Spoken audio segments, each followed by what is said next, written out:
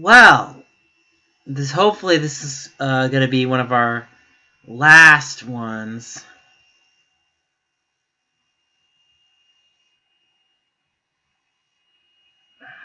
Hold on, guys. I'm getting set up here as we speak.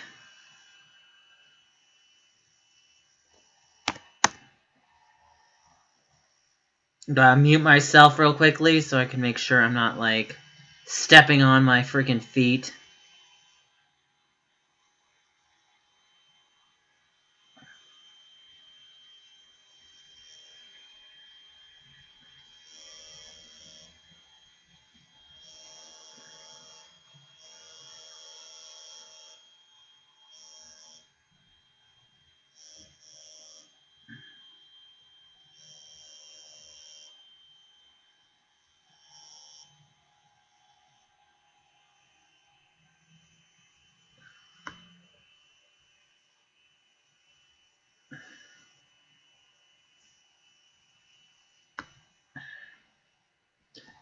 So let's see here. What's on right now? Hey, Ollie, what's up?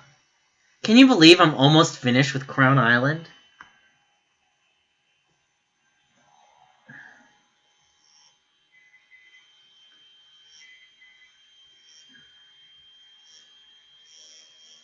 Okay, so I got my thing set. Hit that mute button. Okay, I think we're almost ready, guys. Just the language. Huh. Well.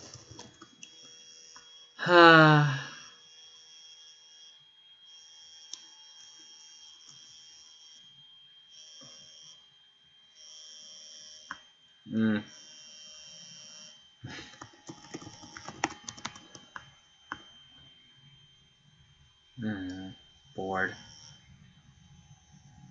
Okay, there we go. Alright.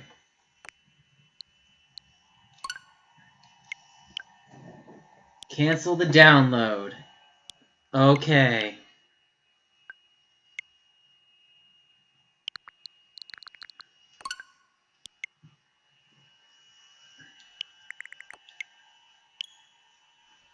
I think we're ready here, guys. I think we're ready.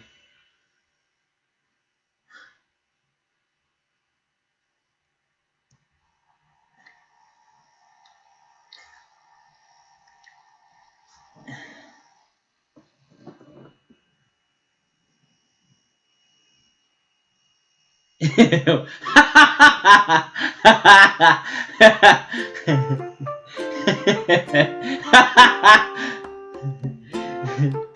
The Phantom Cuck, Attack of the Kiwi, Revenge of the Sioux, a new lawsuit, the copyright strikes back, Return of the Anime Companies. That's good. Man, that fits so well. The last Patreon, the end of Sioux. I'm sorry, that's just funny. It's obviously abusive to her. How dare we call out her highly illegal business? I'm ready for the final season of Suzuliu in Court. This is really disheartening. The fact that she keeps saying rumors, but all the provide...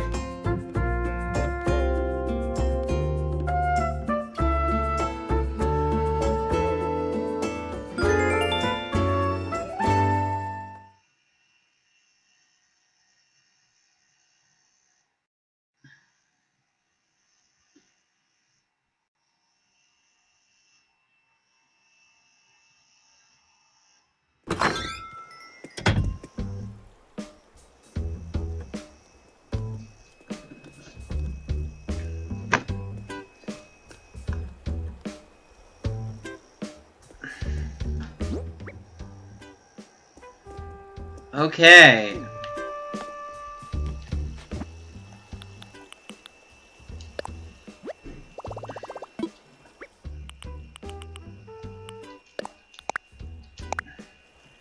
Are you ready for this, guys? Are you ready for this? Okay.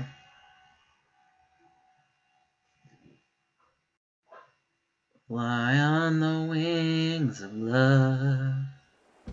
Fly. So, just got home from work. Okay.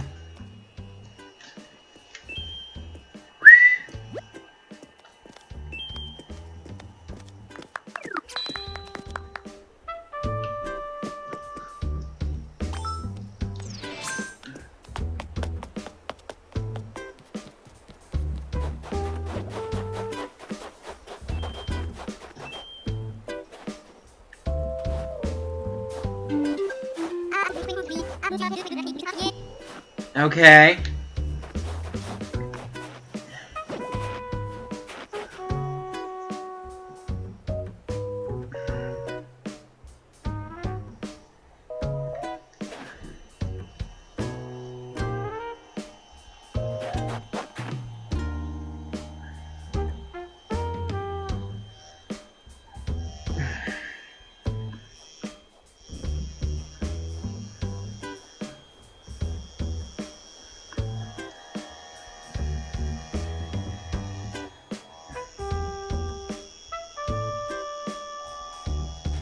Okay, let's see here.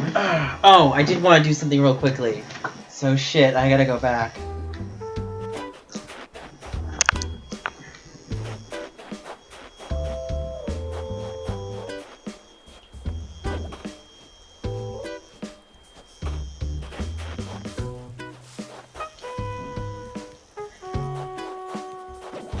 Yeah, I'll do that. I'll do a membership. I'll do a membership plan. I'll probably do like... I was considering doing membership or maybe Patreon.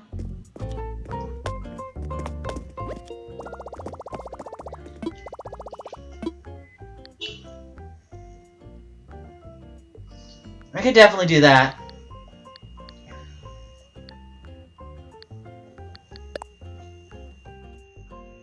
$186, okay. I actually was doing laundry today, and you'll be happy to know that I brought my Switch to the laundromat. Oh my god, this one guy, guys, he was like, there's oil in the dryer. There's oil in the freaking... I'm like, dude, check the dryer? Look, I get it, it's annoying. Oh my god, you've got oil on your clothes. It's not fun, but that's not my responsibility. Like, I'm not trying to preach, but if you're doing your clothes, you have to see what's going on.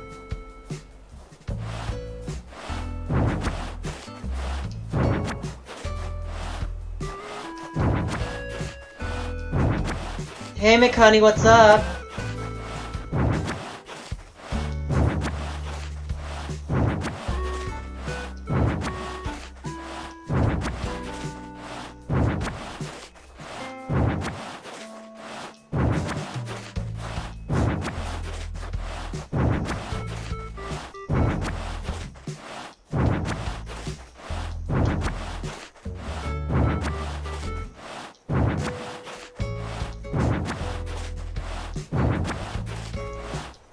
How's everyone doing?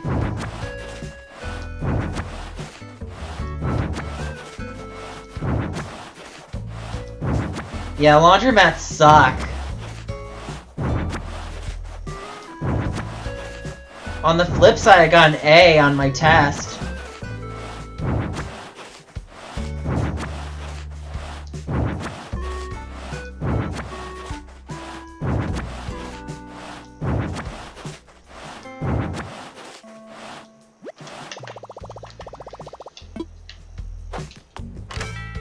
Yeah, I got an arrogant cam.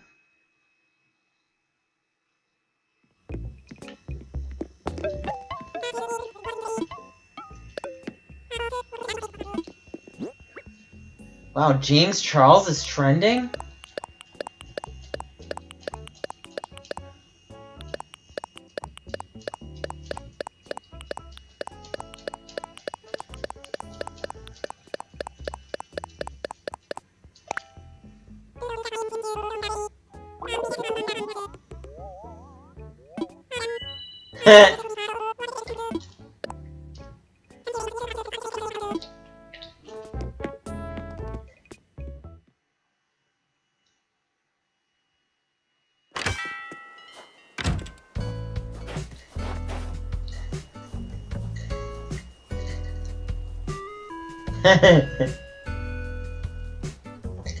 Let's see.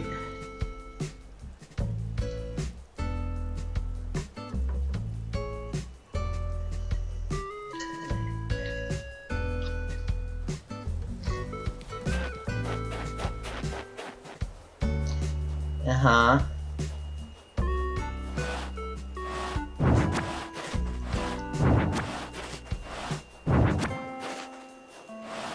Huh?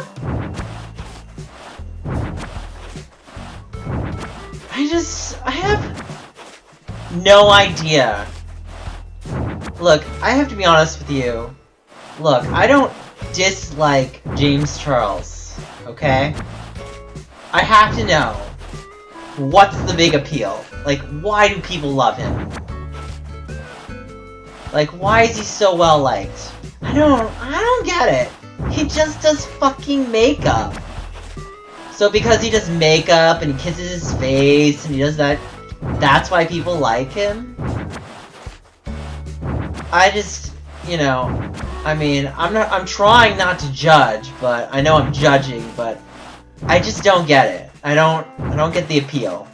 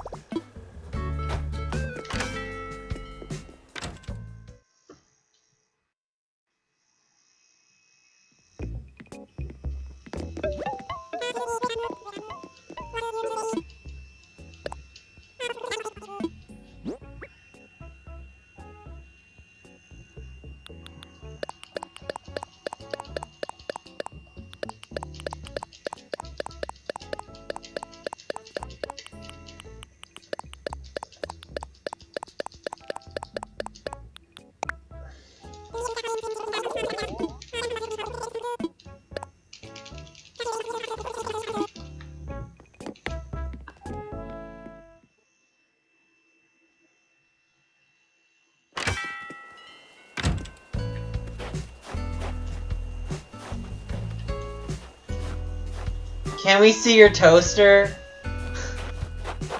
Is there like a meme that I don't know about this toaster thingy? I'm so confused.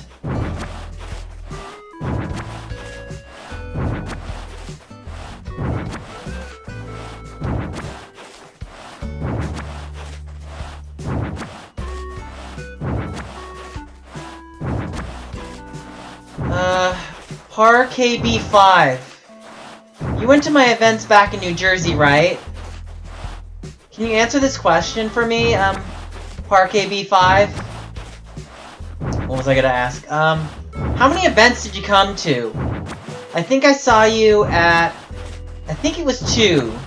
It was Star Fox. This was back in 2011. Do you remember what events you came to? I'm just curious.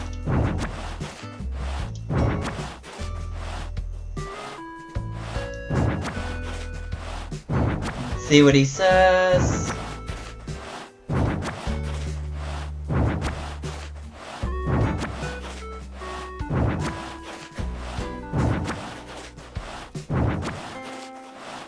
Yeah, that was the 6th event. The earliest event we had was at Panera. That was the first one we had. That was back when they had, like, the rooms. That was fun. I liked that one.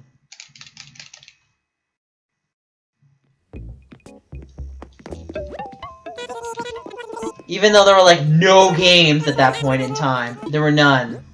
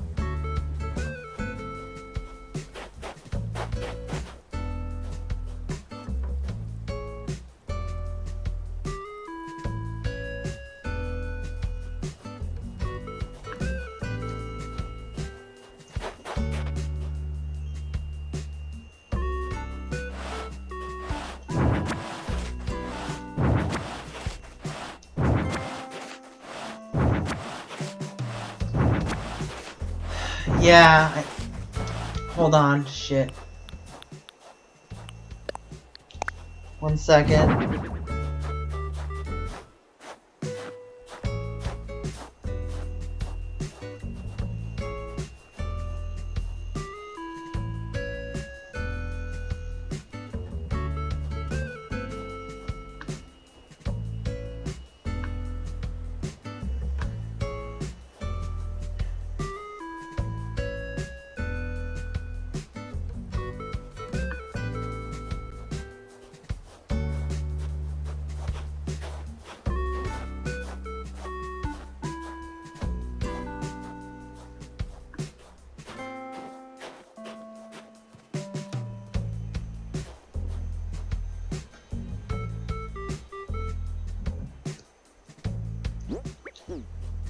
Hold on. What am I at? I don't think I ever went to an event. I left America in 2013. Oh, that's when you lived in South Brunswick. Can't a dude see another dude's poster? No.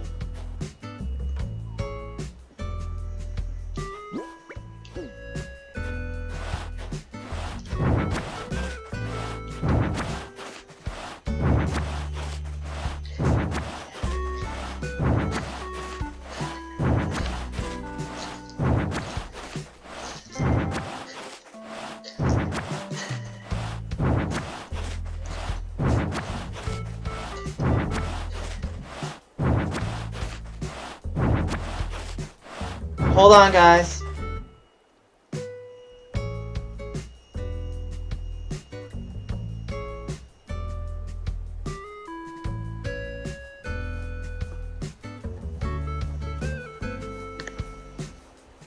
I gotta lower the volume a little bit. My bad. It's a little loud. What does it say?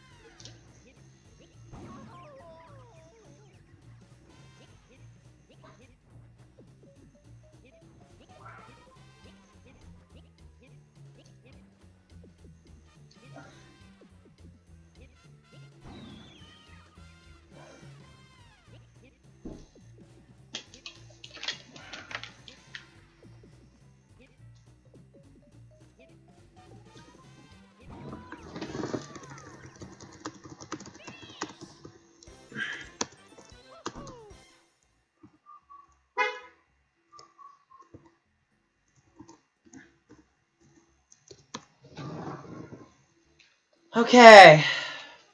So after her, we got one more character left. And then just cover the entire island with crowns and we're good.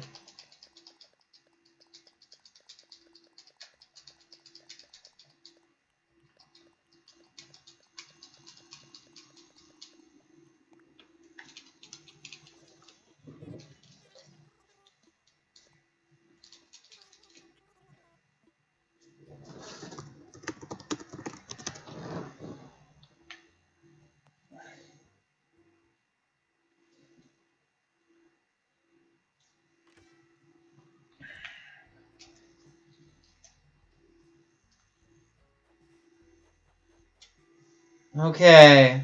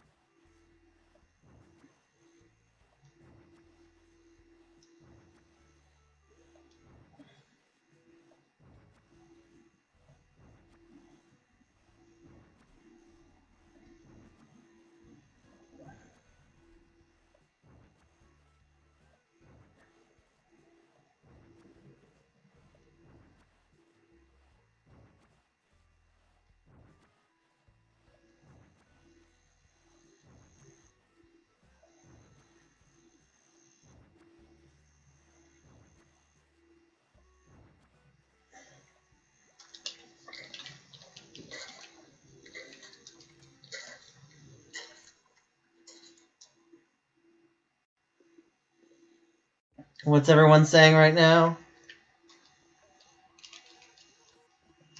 Toaster, we can see your toaster. You guys are having way too much fun in this chat. I'd rather see Taco's taco. Ha!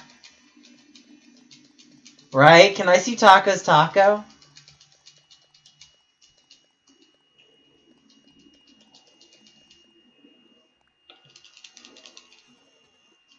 No, you will not see my toaster. Sorry.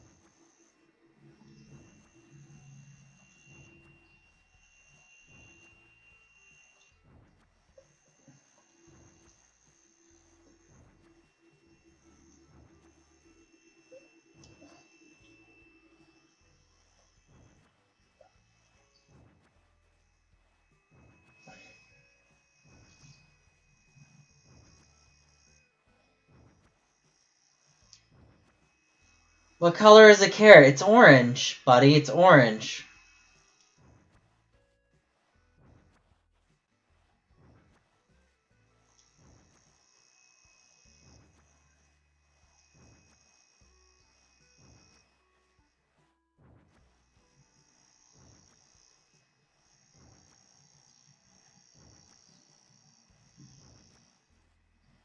It's gonna be the 15th, so about 8 days.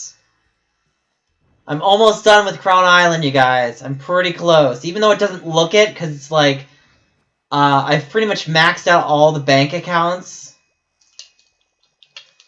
The bank accounts are pretty much maxed.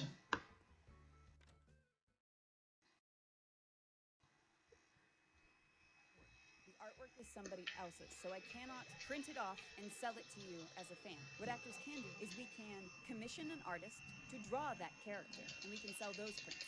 Sometimes you will hear about an anime company sending cease and desist letters to artists at conventions. This is because they're drawing artwork of, say, Sailor Moon, but it looks far too similar to actual Sailor Moon art. In fact, it's done too well, is basically where it's at. It's in the style too well. And so the company worries, could this artwork be misconstrued as actual artwork from the show? And that's when they will send a cease and desist saying, please do not do this. You can draw it in your own style, but you cannot draw it in the same style as the original artwork because you don't own that artwork. And as someone who does not own the artwork, even though I voice the character, I cannot sell the artwork. Now, you will also see some situations, like, say, my anime video reel. There are cut-down sections of the anime to showcase my favorite parts of my voice acting. That is legally allowed, because it is not the entire episode, and that's where it matters.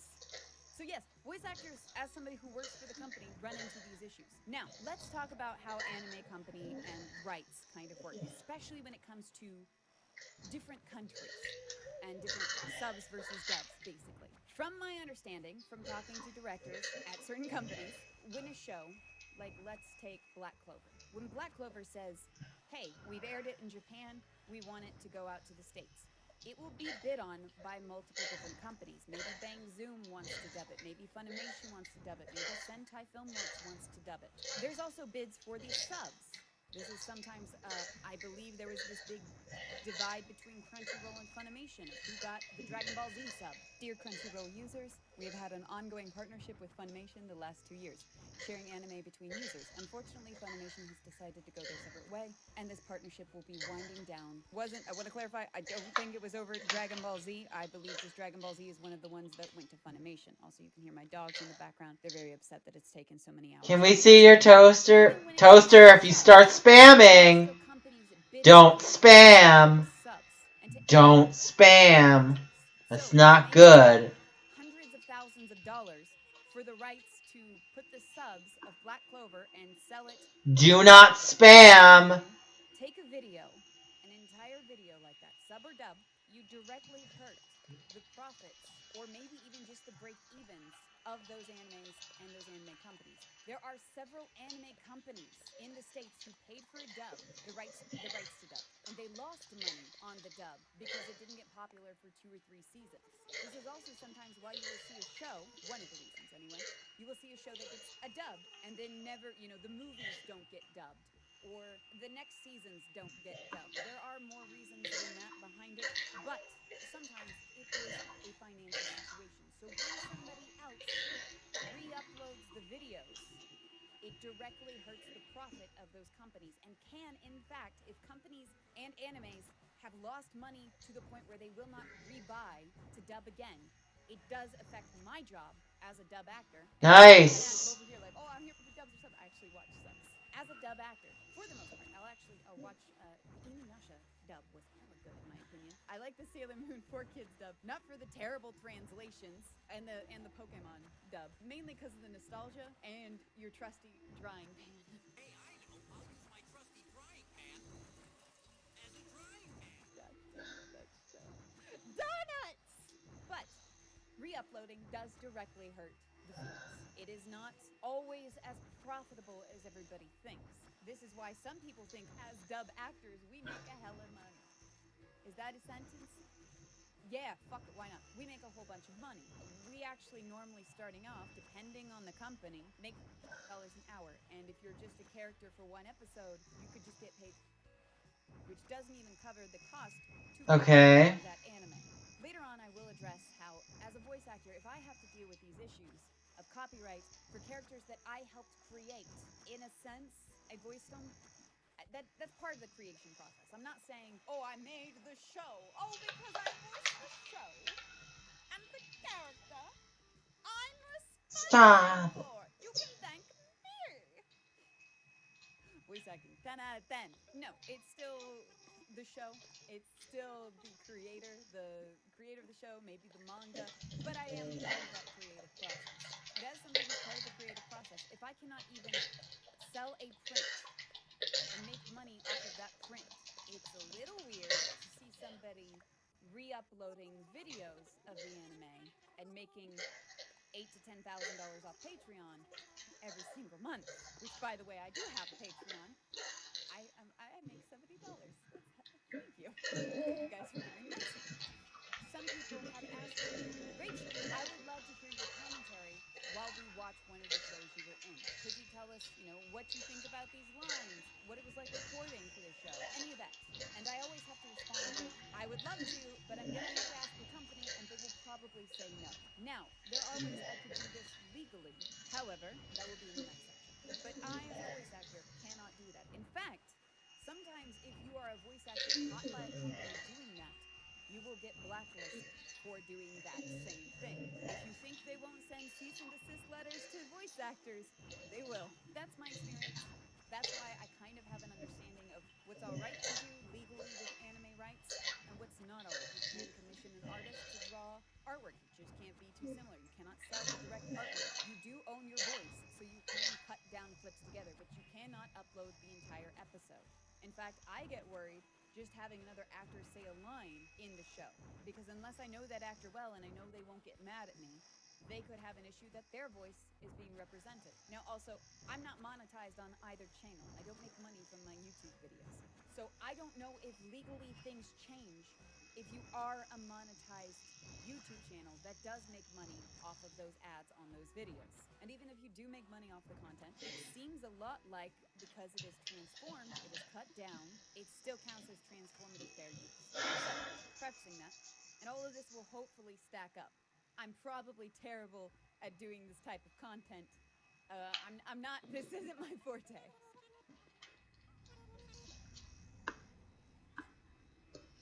There are plenty of other channels doing exactly what Susie Lee has been doing.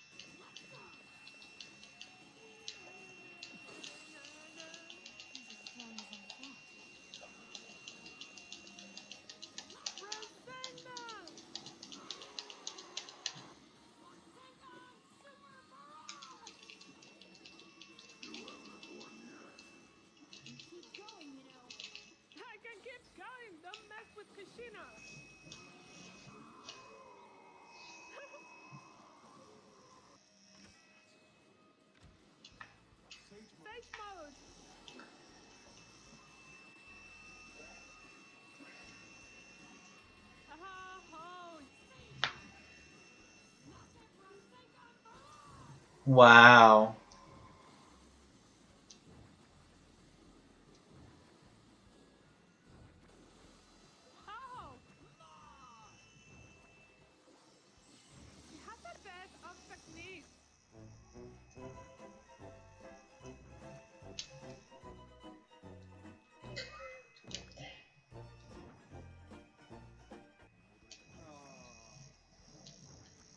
I like the symbolism of how he came up with that too. Yeah. Look at this. Oh, that's cool.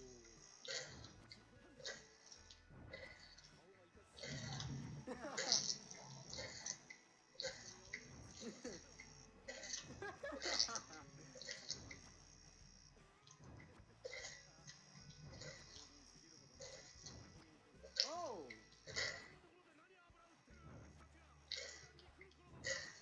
Ooh.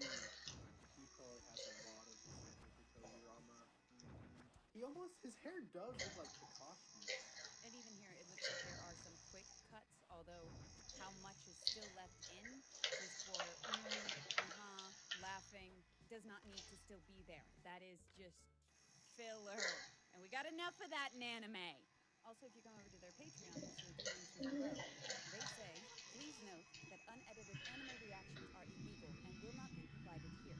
So they are aware that it's illegal. Alright, then blow your... Really? You're gonna do that over a toaster? Yeah, but at least they're trying. At least they're aware of the law and trying to abide by it. So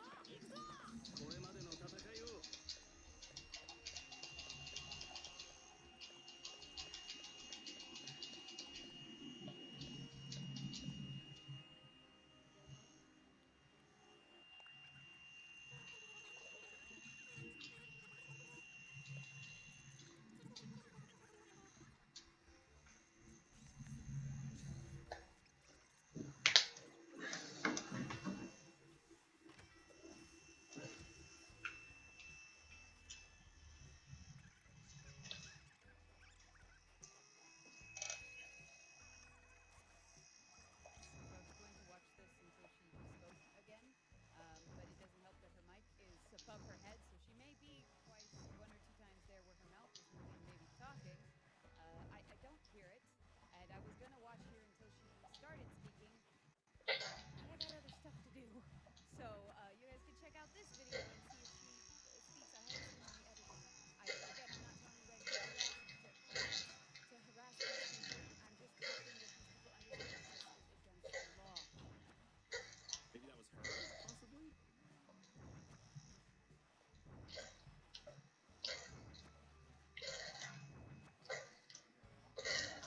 mean, they were obviously pissed off, so.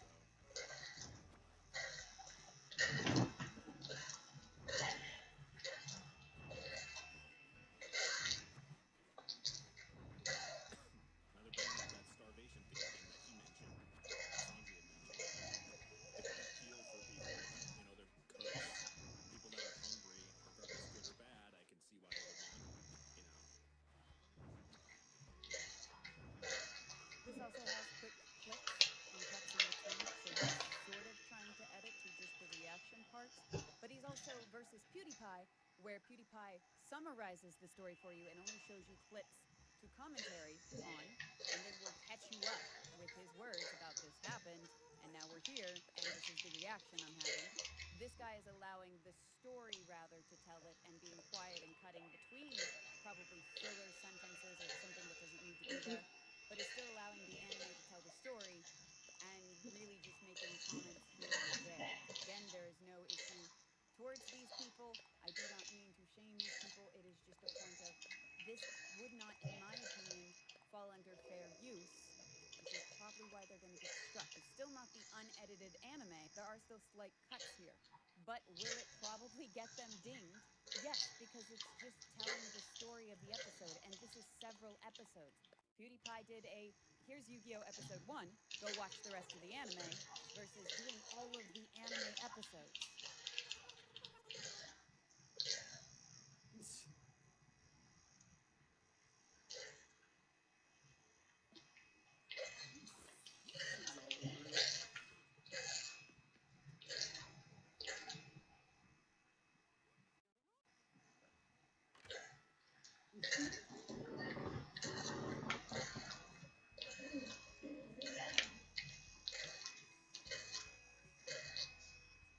This is a significantly older video, 2016, so it looks like he has moved away from just reacting to videos and basically re-uploading the anime. There may be cuts in this one. I haven't watched the whole thing. Seems to have moved away to actual reviews that are legal versus this. I would assume probably because they stopped playing.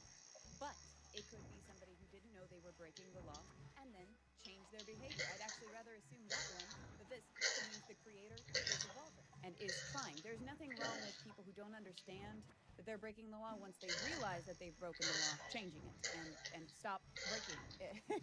Most of the other ones that I saw were newer, but this is from 2016. He has since changed his content to actually be legal.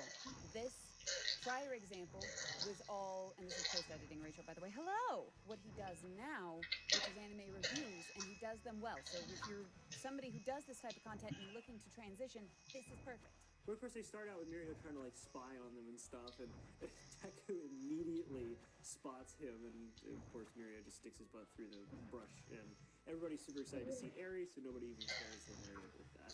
Now, once we actually get into the main episode, of course, This type of content could be classified under anime review, and it is called an anime review, a reaction. If the review works better. This type of video is fine. The other type of video, not so much. Editing Rachel back, as I feel I did not make this clear enough. I love the face I just decided to pause on. From going on out in this section of the video, I am not saying that this applies to all of the channels that have just been shown. Some of them were editing the video, some of them, like the guy, Wow. changed it to more of a review type of thing. Toaster, you do it again. I'm putting you in timeout. You're getting a warning. Don't do it again. Take a break. To be very, very clear that I'm not saying all the channels I just showed you fall under this, as I was hoping by kind of at the end of them saying they edited, they didn't, they cut this, they didn't, they reviewed this, they didn't, kind of thing. They're giving content, or they're just making sounds. There are plenty of other channels that are doing the same thing. Yeah, knock it off, please. Knock it off. Dude, oh, you didn't stop. I told you, knock it off. They're doing the exact same thing that Susie Lou is doing. It is still illegal. There you go. Welcome to the timeout. That's your fault. Fair use content. No, I got it, sorry. Industry. Now, I have had some people say, other channels do this. Why is Susie Lou being focused? I believe Susie Lou is being focused. Yes, I've seen the B movie. It's terrible. Channels that I have found, and I could absolutely be wrong. I don't YouTube. Well, engine optimization bullshit on this platform is ridiculous. So there could be other channels that have more. Dude! From my understanding and from asking around, What did I say? YouTube a bit better than me. She is still the biggest, most subscribed to channel doing this. Now, this has actually been an issue before. About a year ago, I want to say, Ricegum and Jake Paul put out videos advertising a gambling website primarily to their young audience. And Ricegum came in with the other channels have been doing this excuse. So if other channels do it, why can't I?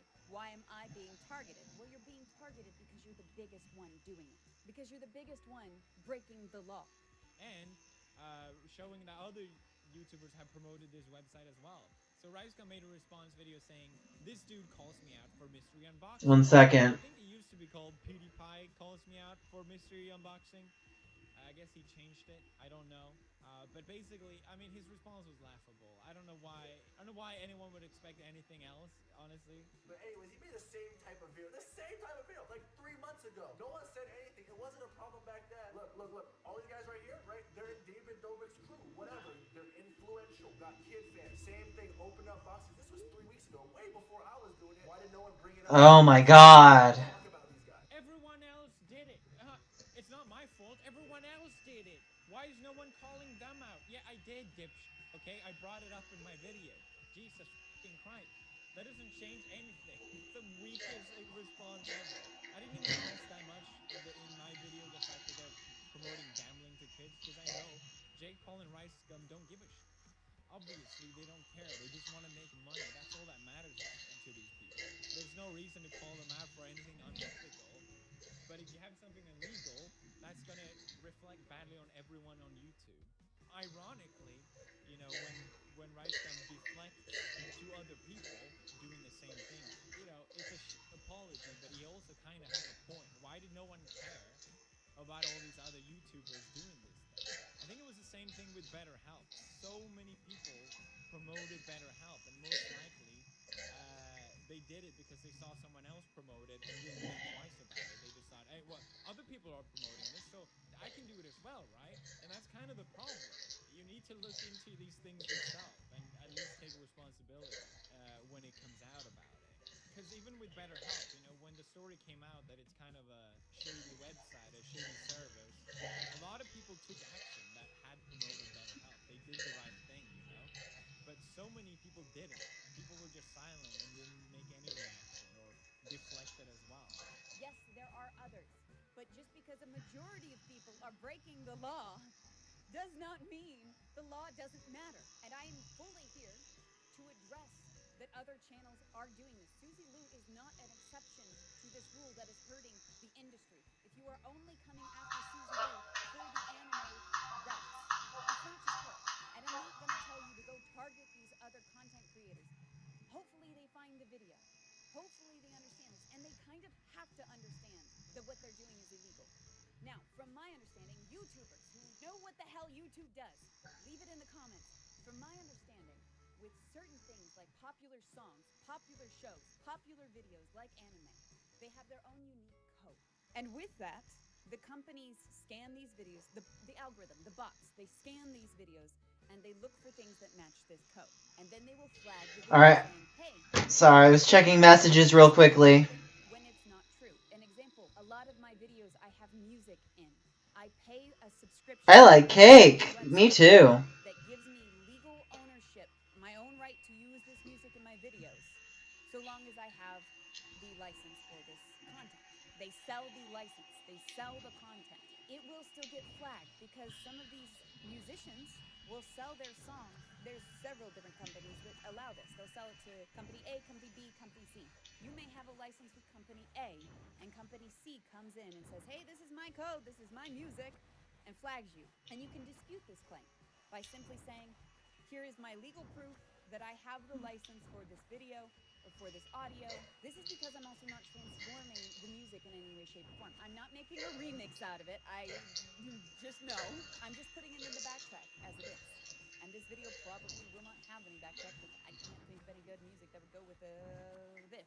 But you can prove legally you have a license. Now, I've also heard some people say maybe Susie Lou has a license to this video or to this content. If she did, it would be foolish of her not to disclose that information. It would be almost like she's just chasing attention if she didn't disclose that she can legally re-upload the anime. As well as when anime companies, you know, again, when Black Clover or something, and I'm using this as an example, when Black Clover decides, hey, I want it dubbed into English, companies will bid for that, and they hope to make a profit off of there. There have been some shows where they pay more than what they make back from the first season, and you don't see the profit until the second. They also bid for the sole rights, the exclusive rights. This means that they are the only people who can dub this in English and sell it legally. So, with them bidding for sole rights, I find it very hard to believe that Susie Lou is an exception to this. That they've just chosen a random YouTuber to allow this. And if that is true, why is she faking the opacity down on the videos, on the anime, so that the bots cannot detect that code? Because the bots will scan the video, they'll look at the code. If it were flagged, like my videos will get flagged for songs, I just say, here's my license, they remove the claim, and everything's good. That's all she has to do if she has legal ownership. So the way she's acting shows that legally she does not have ownership, as well as other channels. She's not even the only one that does this opacity thing, which to me, as an outsider looking in, tells me that these content creators know what they're doing is against the law, or at the very least infringes on the copyright, because that means that to intentionally fade down the opacity, nobody just decides, hey, let me make this video in like 4% opacity. No, they do this because at one point they've been claimed, they've been hit with that copyright, and they cannot legally dispute it because they did not transform the content and they don't have a license to do that. So they try to get around the bots. So again, not just Susie Lou, other channels are doing this. In fact, I would even argue that there are channels Biscuit! that are doing just as bad or maybe even doing worse. I'm going to put some images up on the screen of different channels where you can find the entire dub of a season. Please stop. We've told you a million times. Up on these channels. Now, I am not telling anybody to go attack these channels, to go bully these channels. No. But you can choose. Hey, Blue Boy, what's up? YouTubers, the views do matter on YouTube. There are going to be people that make content because they like the content they're making. But there were also channels that played Happy Wheels just because it got views. They didn't like the game. They just knew it got the views. So as an audience member on this platform, you can choose not to support these with your views. Now, I'm going to show a show. I'm going to show a show? I'm going to show a show. You have transformative content. This is a video where somebody has taken I'm doing okay. and cut them down. It's not the entire episode. And then there are videos where it is the Alright, I'm sorry, Gaming Raccoon. I don't know what to do.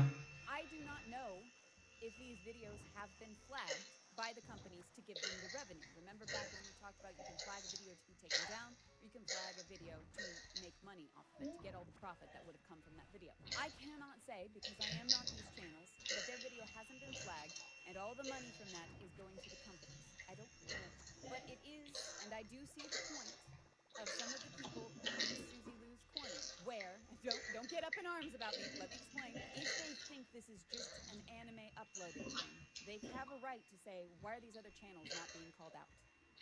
And that's what I'm doing. And called out is such a harsh term.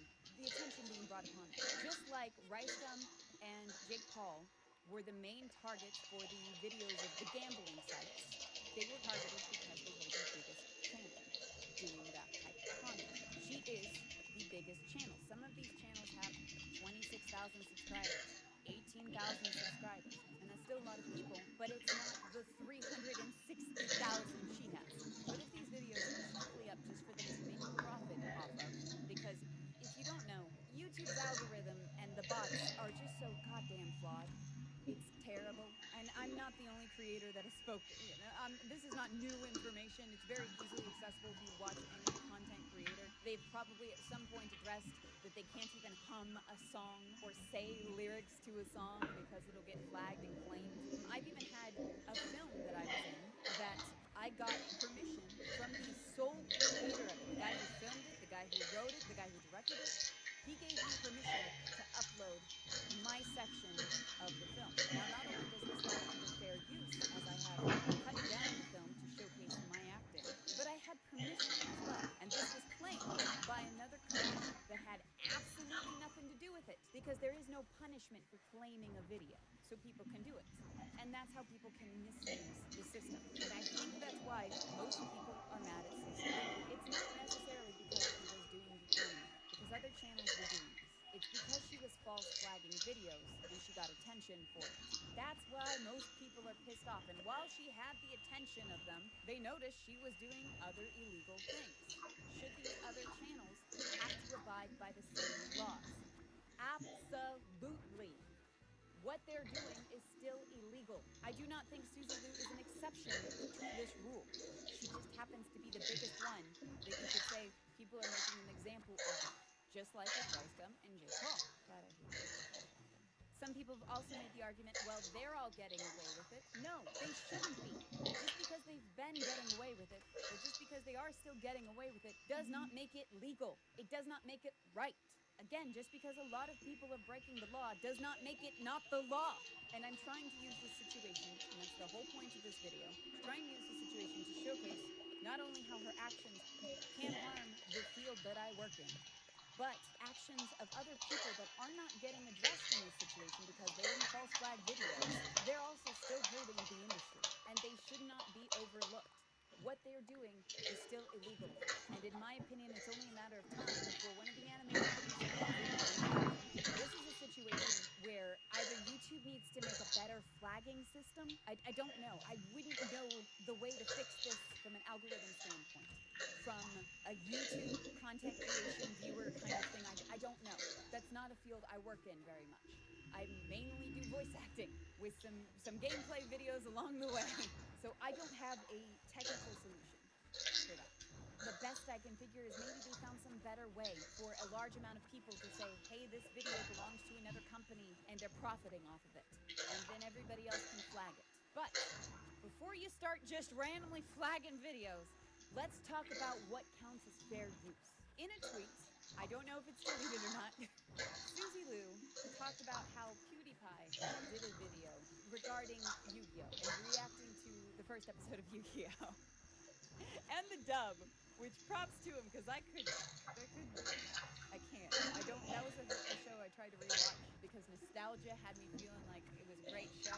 And looking back, I don't know how my parents were able to sit in the same room and subject themselves to this.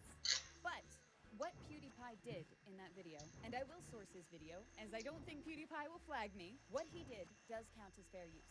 He did not show the entire episode. He cut out parts that he wasn't reacting. And he didn't include things where it would have been very easy to include the anime and have the anime tell the story. Instead, he'll stop the video, explain what happened, and then resume with his next reaction and feedback. This is transformative content. It's not the entire episode, it's just kind of highlights from it, and highlights of moments that he has things to point out. It's the most important How's your island going? editing Rachel.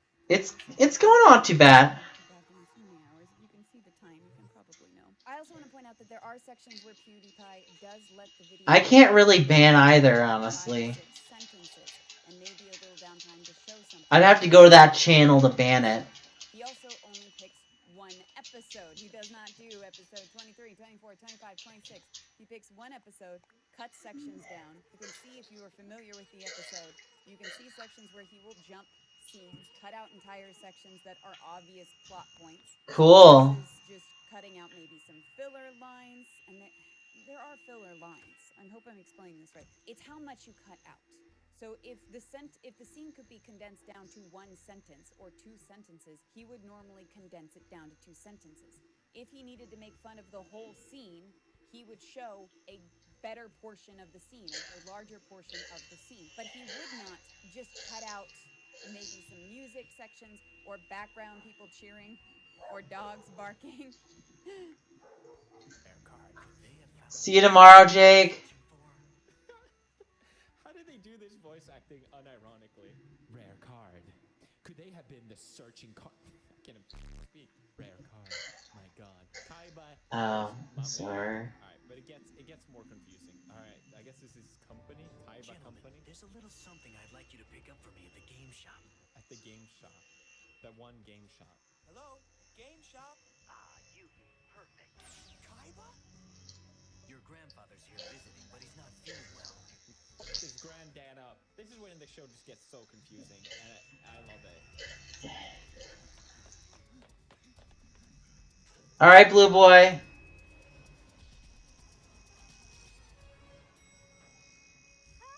Grandpa! What did they do to him? They played cards. Now, Susie Lou has started doing this, from my understanding. That's fucking great. That's all my issue was. I do hope she stops flagging videos. I wouldn't like this video to be flagged, because I'm not trying to come at Susie Lou. I'm using her as an example, and the situation of her as an example, to showcase the problem. And if you are a YouTuber, and you want to make content about this... Wonderful. Toaster Boy was excessive. Using how she has abused... That was massively excessive, Toaster Boy. YouTube to fix their goddamn system. They are also already calling out her for false flagging. They just happen to add on the other thing. Just like I have a right to call somebody out for abusing the industry I work in, YouTubers have a right to call somebody out for abusing the industry they work in. And that's all they're doing. Do they add the second part on, the secondary issue? Yes. But to me, the false flagging is the secondary issue, and I can include it here. Do I have to call out every single person that's ever false flagged to make a point? Is that what you guys need? Can you not look this up on your own or just look up that the law is being broken. If somebody stole from a bank, the prosecution does not need to I really just don't get it. a person who has robbed a bank. Maybe if it warrants, maybe if the situation is unique, they can bring up other situations that were unique. However, that's not the case here. That's all I'm trying to do here. I'm not trying to bully. I'm not trying to jump on the bandwagon. I don't have a thing against the woman, personally. I have a problem with the way this is all being handled, not just with her channel, but all the other channels that are doing the same thing. It's still breaking the law, and I would like that to be fixed.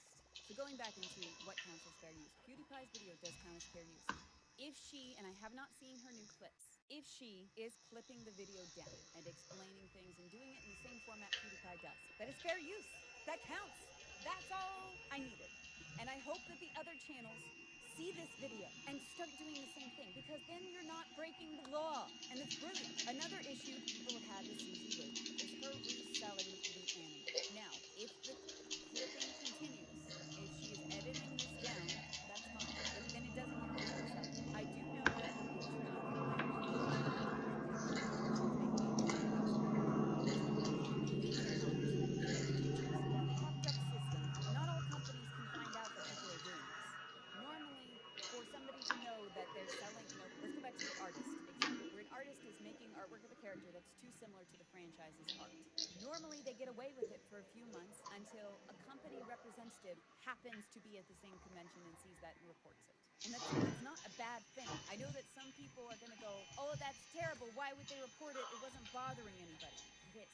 And here's kind of why. People are dumb. Okay?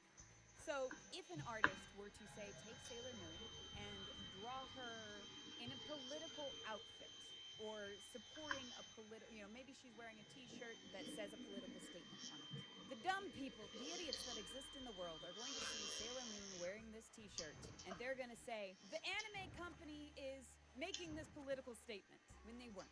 So to defend themselves, they have to be aggressive in that nature. Your content and your artwork could have just been Sailor Moon and her cat chilling out.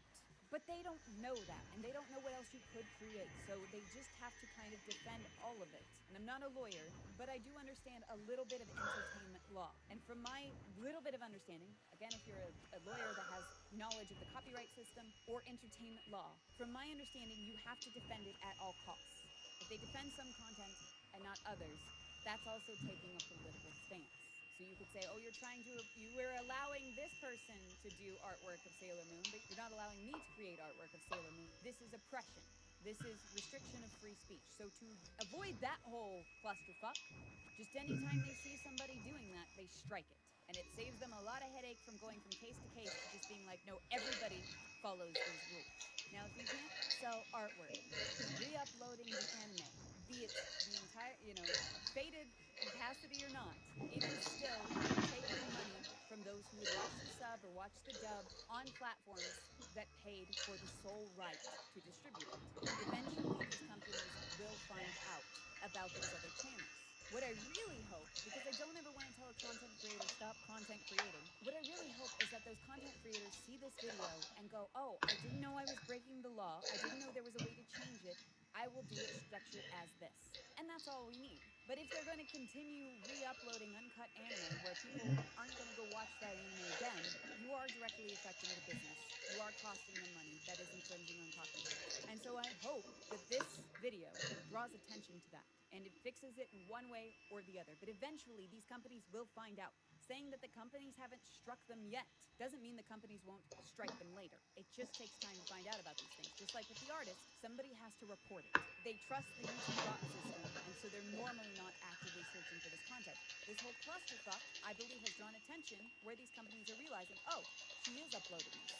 And that's where I believe, going into section 4, Susie Lou is heading towards a lawsuit. Yes, she is. She does seem to be fixing this. But if you are a content creator watching this video, Thank you. you are also heading for a lawsuit. It is only a matter Get your of Switch. before these companies find you and will either claim your video for revenue. How many is that? Let's see. 1,000, million, billion, trillion, quadrillion, septillion? Take you to court for infringing on their copyright for reselling their anime and for losses. Because you are stealing from another artist. It's like when people see artwork that an artist has worked really, really hard for and somebody just sends out a tweet and claims it as their own. It's stealing art. And that's what this same thing is doing. It's not giving credit to the people who deserve the views, who deserve to make money off of what they've spent money making. With Susie Liu, but if she uploads the uncut, unedited version to her website, yeah, she's gonna get sued. If you take it off of any platform, right now, the way these platforms work is they kind of protect you as a content creator. If you're breaking rules, YouTube's not gonna see it. Let's be real, what does YouTube pay attention to? YouTube's not gonna see it. The companies are gonna trust their bots. And if you're tricking the bots by fading the opacity or putting it in a small little box to where maybe that code can't be registered as well, and I'm not sure about that one, because again, not the YouTube thing, that's just a theory here, then it comes down to just a matter of time before it's reported. And then you're either going to get your YouTube videos taken down or your Patreon taken down, but if you go off of this site, you lose the legal protection you have from the site. And now they can go after you directly. Now, also, part of the reason I understand why Susie Liu is being attacked and focused here is because she is reselling the anime. Reselling, or was. I don't know if she still is. But the reselling of the anime was another point. From my understanding, most of the other people are not uploading these episodes to Patreon. They are not putting up their own website. There are some. That's the same issue we had with Susie Liu. Don't do what Donnie Don't does. If Susie Liu gets in trouble for it, why do you think you're going to be the exception? And this is where we get that problem of that mindset of, well, everybody else is doing it, so I can do it too. No, you're just all going to get sued. You're all going to get in legal hot water. Is that where you want to be? No. It's like the idea of, well, if we all go rob a bank, then we can't all go to jail. What? No, you're going to get caught. Especially if you're continuously robbing banks. I don't know when I can get back on your streams. Okay. Every single day. Now that is an extreme situation to prove a point. Both are broken laws, so they will have different prosecutions. Maybe you go to jail for 6 months, maybe you go to jail for 6 years, maybe you go to jail for 60 years. But if you break a law and you're going to go to jail for 6 months, you cannot use the argument that this person broke the law and they're going to go to jail for 6 years, so my broken law doesn't matter. No, they're both still broken laws. Whether you're robbing a bank or you're stealing other people's content, you're stealing other people's videos and you're profiting off of it, they'll have different outcomes with the legal world, but they are still broken laws, and that doesn't justify it. I've also had people claim that the reason Susie Liu is targeted is because she is a woman. Hi, I'm a woman on the internet. I'm fully aware that there are some fucking idiots out there that are gonna leave a comment below attacking my appearance. Oh, this green-haired bitch. This lady needs to shove it in her mouth. Fully aware that those are gonna be comments. I get those. Now, I'm also fucking aware that that is a small group of people that I can easily just block and go on with my day. If somebody hates you because you're a woman, they're gonna hate you because you're a woman. If someone hates you because you're a guy, they're gonna hate you because you're a guy. And, there are people like that. There are women who hate men just for being men. There are men that hate women just for being women. But thank God, it is a very small population of the internet. To try and group up all the people that are giving criticism to Susie Liu as bullies, as sexist, is generalizing. And that's not an okay thing to do. You cannot take a small group of people and say, well, all of you are like this. That's the equivalent. Again, we're going to use an extreme situation here to try and help prove the point. That's the equivalent of saying, do you drink water to live? Did you know that murderers drink water to live? Therefore, all people who drink water... Did you know that murderers drink water to live? A very small section of the population who drinks water that chose to murder people. No, that's not how that goes. It's a very small section of the population who happen to drink water and then become killers. That does not mean every single person who drank water is a killer. Just like there is a small section, very, very small section, of this online group of people that are critiquing Susie Liu that are sexist. Just like there are going to be some people in this video, I'm sure, that go, oh, it's a woman speaking, I hate her. However, I thank God that that's... Thank you, Red. You too. Do you understand how few those people are? Yeah, they seem like the vocal majority because they're loud. But most of the time, if you retweet or you bring out attention to the loud idiot being a loud idiot, they're gonna get shamed by the community for being a loud, idiotic idiot. Thankfully, they're not the majority. So to try and say everybody critiquing Susie Liu, it's because she's a woman, is just false. Yes, there are some people in there, but there are plenty of people who are actually, believe it or not, judging Susie Lou based off of her actions, her character, and how she interacts with people, more than what she's got going on below the waist. Like, a lot more. And to generalize them all and say, oh, your opinion doesn't matter because you're just targeting someone because they're a woman, when their opinion was actually based off of how she presents herself, how she interacts with the YouTube community, how she does illegal actions, how she flags videos that can be considered criticism, which is fair use. If you silence criticism, you are silencing free speech. Now, there are issues where you run into hate speech. Yes. But to say every video that is criticism is hate speech when it's not is the same generalizing problem. And I believe most of the people that are critiquing Susie Lou have not brought up that she's a woman. And it's not just because, I've heard some people say, oh, she's a woman who uploads videos doing this, and all the guys got to do it beforehand. Here are two women I quickly found in a YouTube search that are doing the same thing. Am I saying target them? No. Again, from the start of this video, I do not condone harassing, attacking, bullying, any of that bullshit. Get it out of here. I don't fucking want it. I don't want you in my group. I don't want you on my YouTube. I don't want you in my life. Fuck off. But their actions should still be addressed. Susie Lou brought attention to this entire situation by doing the false flagging. And she would have gotten away with it too if it weren't for the false flagging. And other people are still getting away with it because they have a false flag. They found a way around the YouTube algorithm, YouTube bots, and they're abusing the system. Now, Susie Lou double abused the system by abusing the system and then flagging other content creators. She started affecting the livelihood of others who were aware of it. Just like when these anime companies become aware that you're affecting their livelihood, they will strike it down. Susie Lou is the catalyst for all of this. And I'm just trying to take this spotlight that's shining on all this and address that there are still other channels out there that are doing the same thing. If your issue is with the law being broken, then we need to address all of it. Now, if your issue is with the law being broken with her false flagging, which is still infringing on somebody's fair use, absolutely. Because from my understanding, she's the only one doing it in this situation. Out of the group of people that are infringing on the anime industry, she is the only one also doing the false flagging that I know of.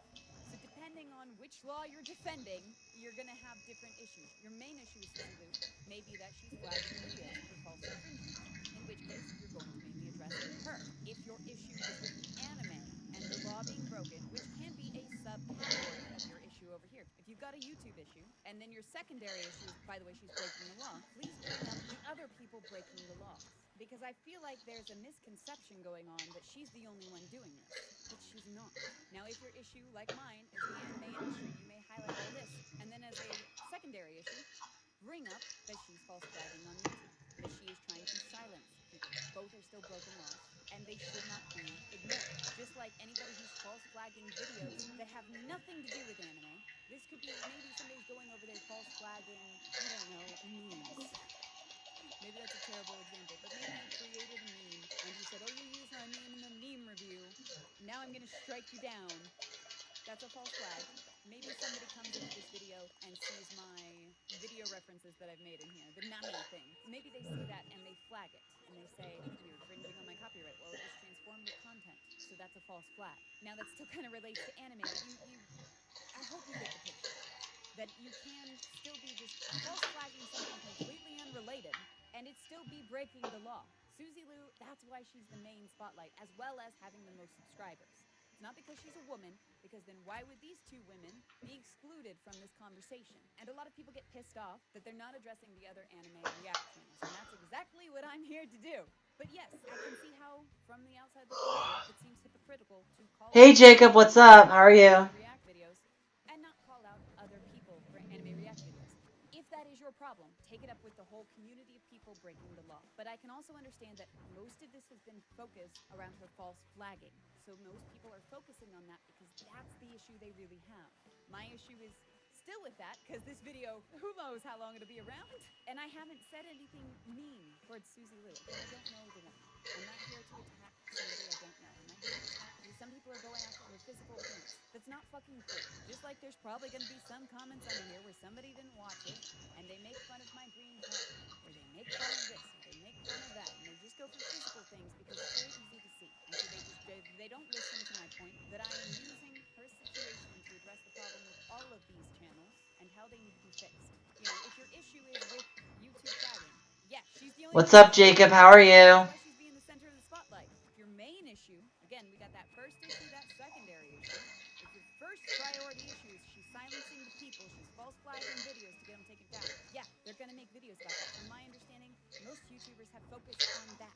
And I think because they've only focused on that and occasionally brought up the secondary issue of the anime, that's where people are going, well, why aren't you mad at all anime channels? Why are you just mad at Susie Liu? And it's because their main issue is this, so their main issue is that. Just like there's somebody who may say, Rachel, the false flagging is far more important. Why aren't you talking about that? Because I don't know YouTube. And they may not know the anime industry. So we kind of want to focus on the things we speak about. That's why I'm making this video, is I'm not trying to jump on the bandwagon. I'm trying to provide the secondary thing that seems to be going on through most of these videos, that it is still illegal, and here's why. So the final section, and I'm trying to put this all in one long video, and I'm sure I'm going to have to make a second one. I don't want to. I want this just to be one and done. Final point. What can Susie Liu do to protect her career or to salvage her career at this point? A couple things, because I don't want to see a content creator stop creating. She clearly makes people happy. And that's Damn it, I did it wrong. she wouldn't have so many stands.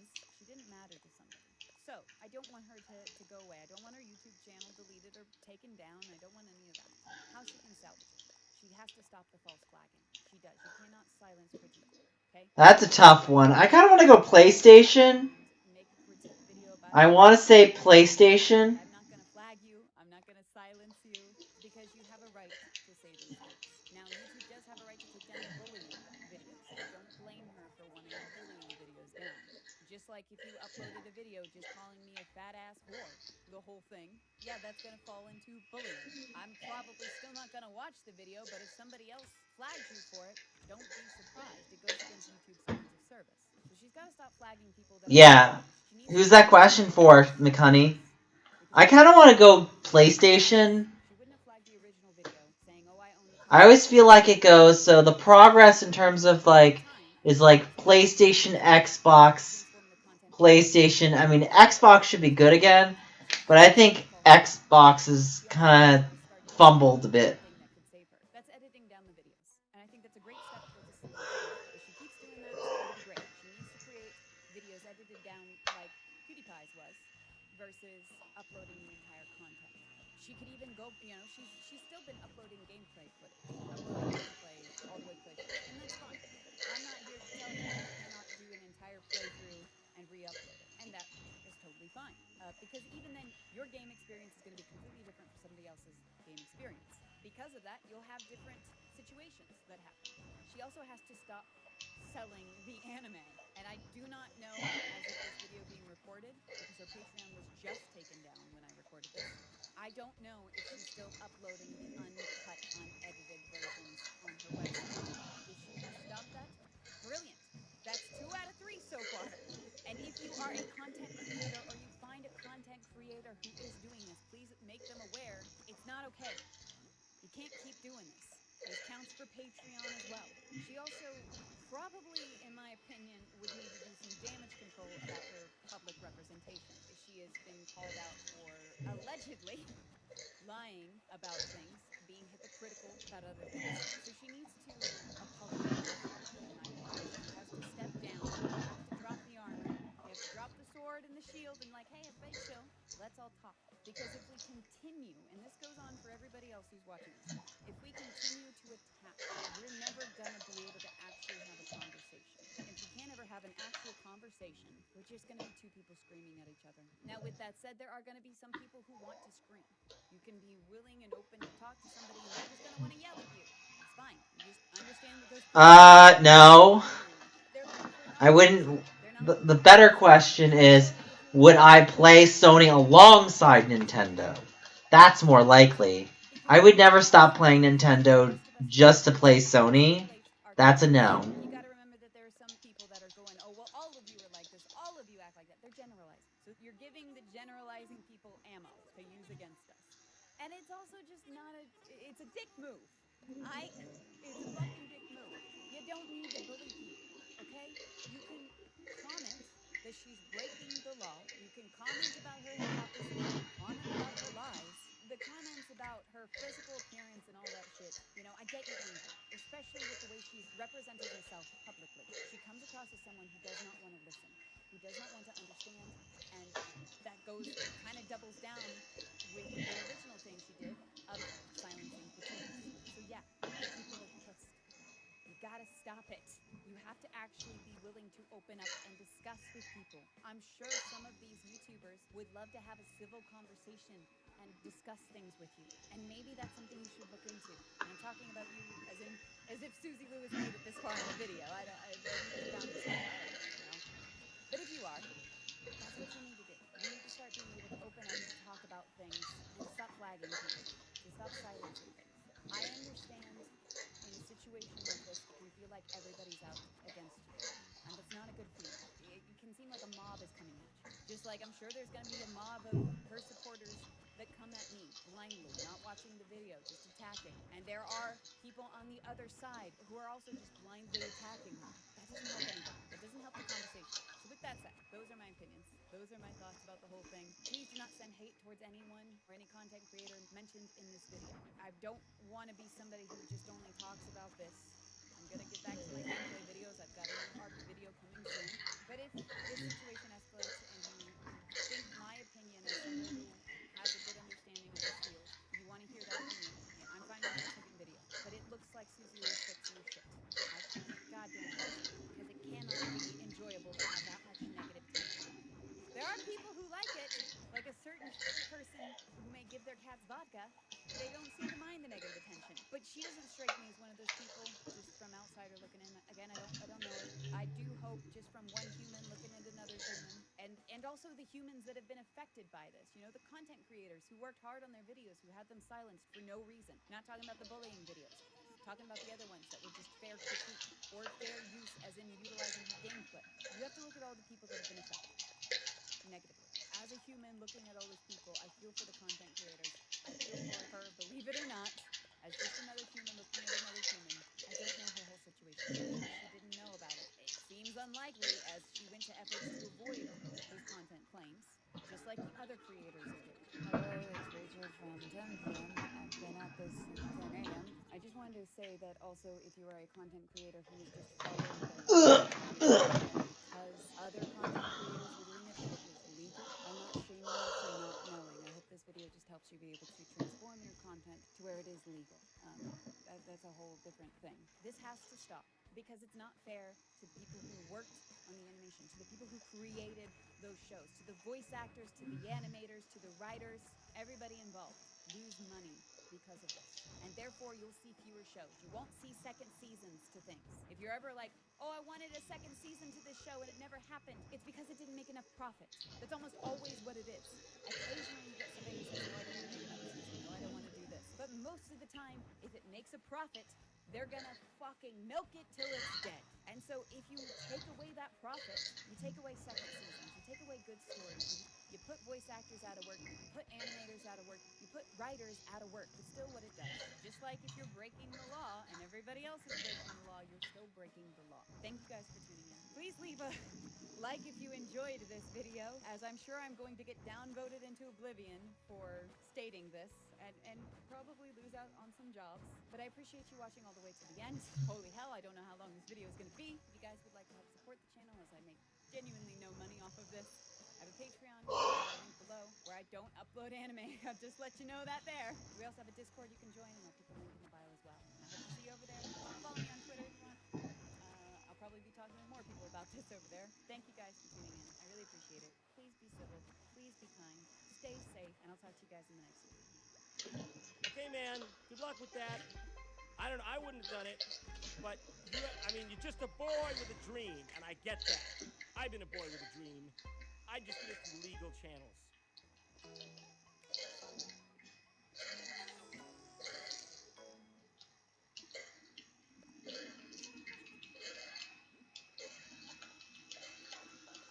I have included some timestamps if you want to jump to that. Damn, she got 14,000 views for that. How's school? It's good. It's good. We're going to be civil, right? We're not going to spam the chat. Good. Yes, school is going alright. What's your least favorite Nintendo Switch game? That's an interesting question. My least favorite. I have to be honest, I don't care for Toad's Treasure Tracker. It's not a bad game, it's just, I've already played it before. What's the point of doing 2 Treasure Tracker games?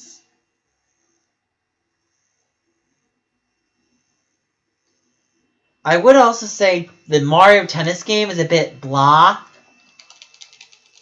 I don't care for the Mario Tennis game. I wanted to like Mario Tennis Aces. It's not a bad game. It's an improvement. It's a vast improvement over the Wii U title. But if I compare it to even the 3DS one, I thought was better in some regards. The 3DS had some better aspects than Aces, but Aces also had some better aspects than 3DS. I think the last really amazing one was probably the GameCube one. The Wii one was just a port. And the 64 one was solid, and the Game Boy and Game Boy Advance ones were great.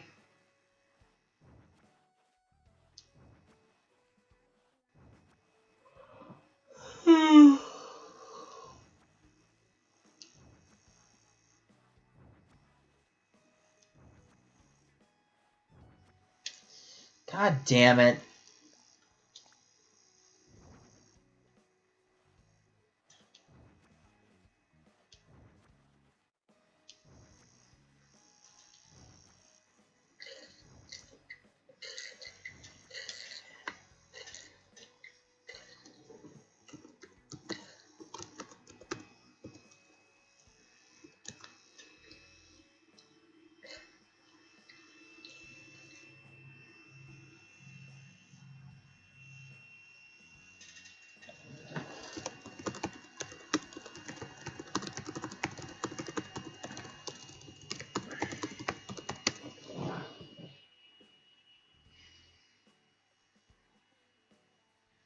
Okay, I'll look at that later.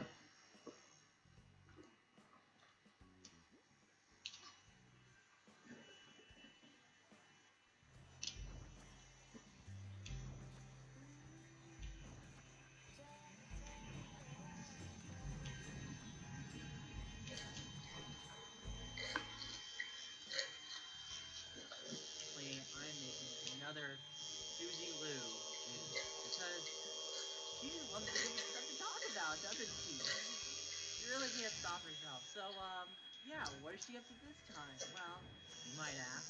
You wanna know what she's up to? She just made a cameo. So let me go over to the cameo site right now.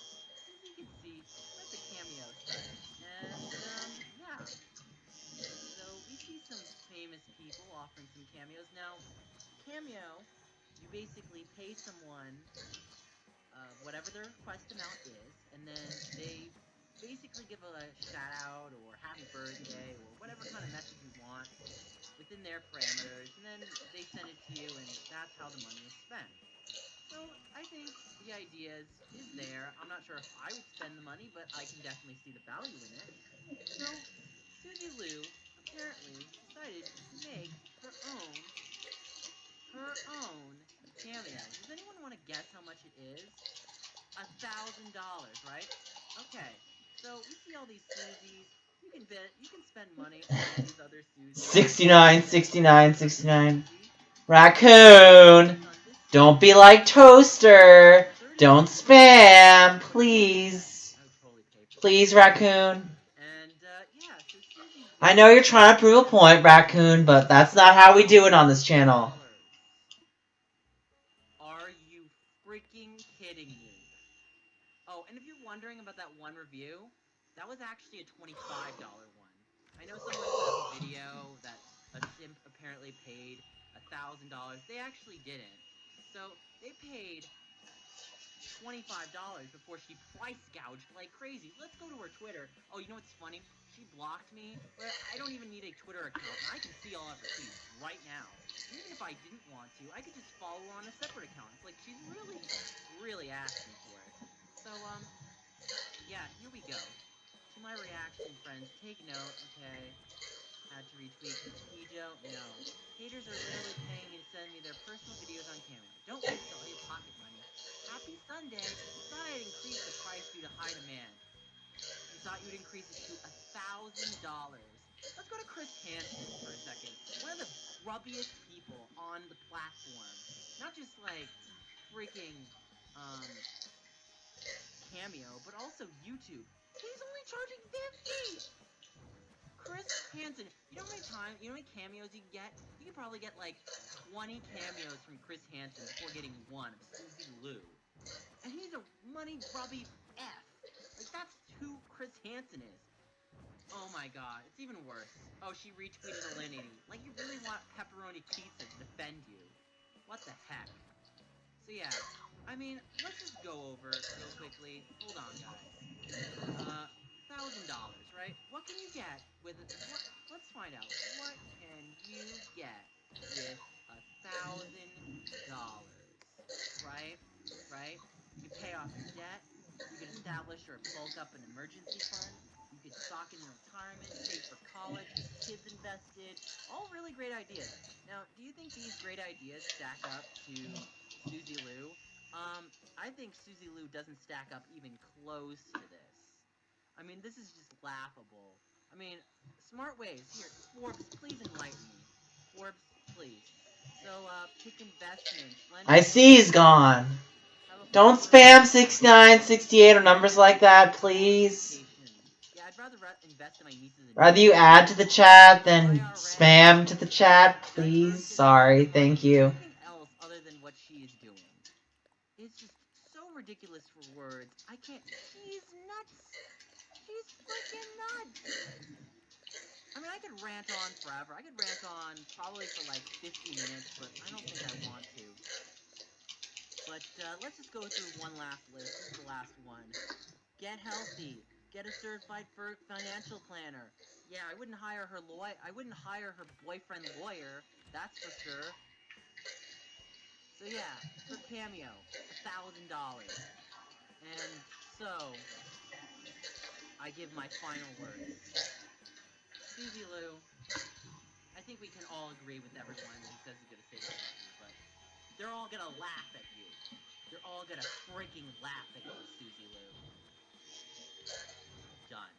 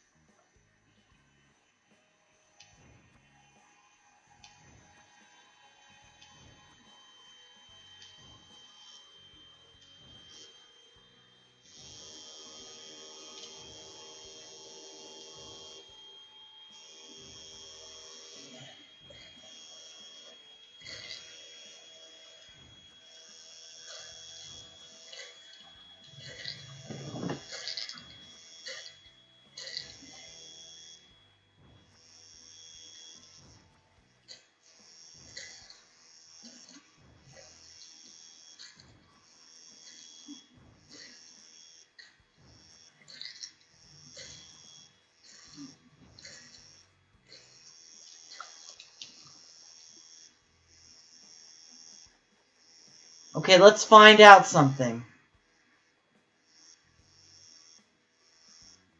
How much money am I at? 600,000? 500,000?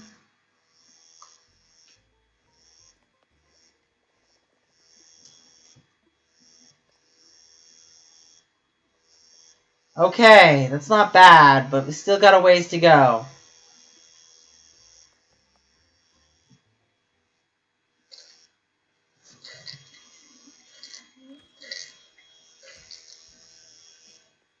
Look at this video. Anderson Cooper is a clap to the...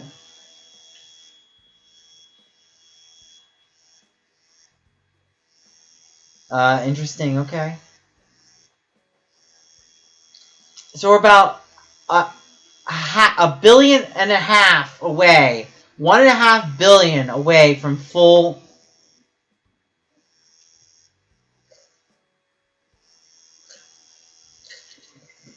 Oh, right, I have to...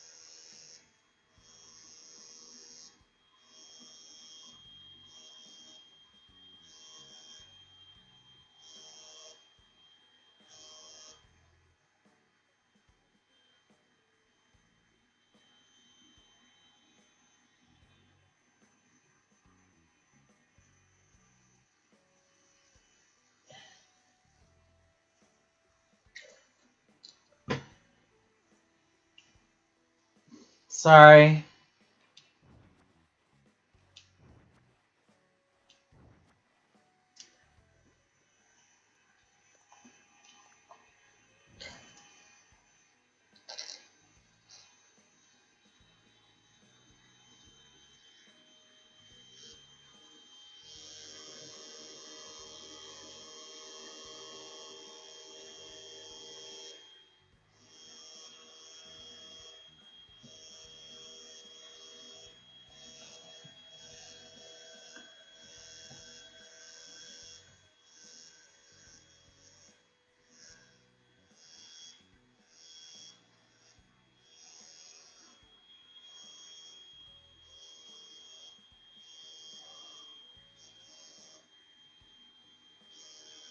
Where are we at? Hold on, I'm a little lost. Okay. I prefer air. Fox is cool. This is a weird live stream tonight. Nice to see you on the internet. You're not a rebel. Yeah, I'm pretty sure I can eat you. Without the help of the otter.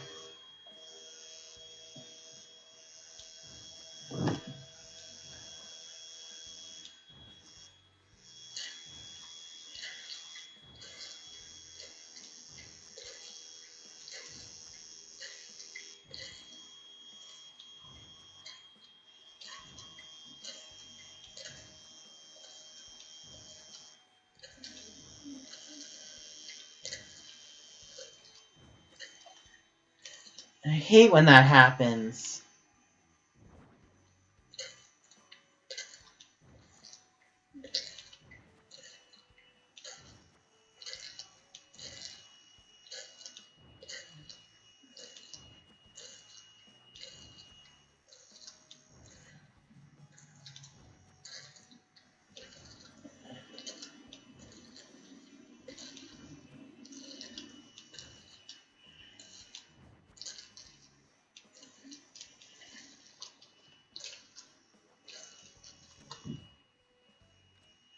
Okay, I don't know where my body is, and I think I have to do something that is not okay.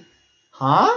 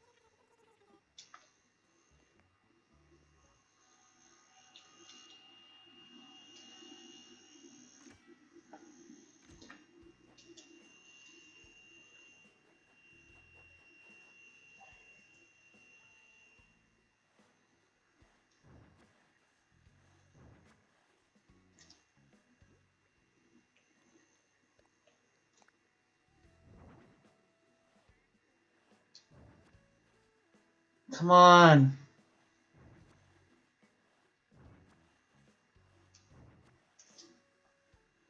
Couldn't understand that with a legal background when most lay people who are on YouTube can understand it pretty well, then I don't know what's wrong with you.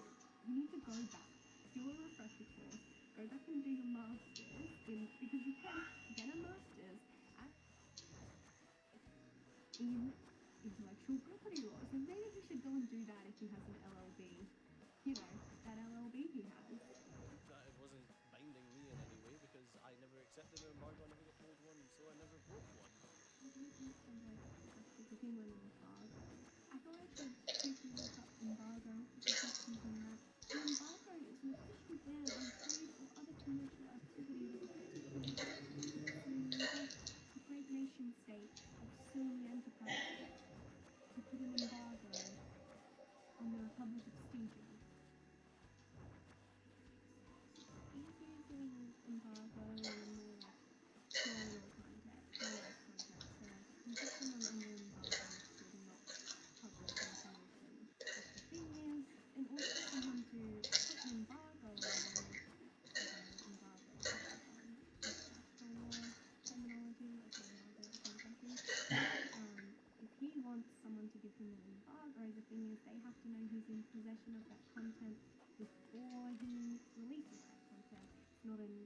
interlocutory injunction that they can give. It's something they need to know that you have Oh. content before you have it, because once you've published it, it's too late.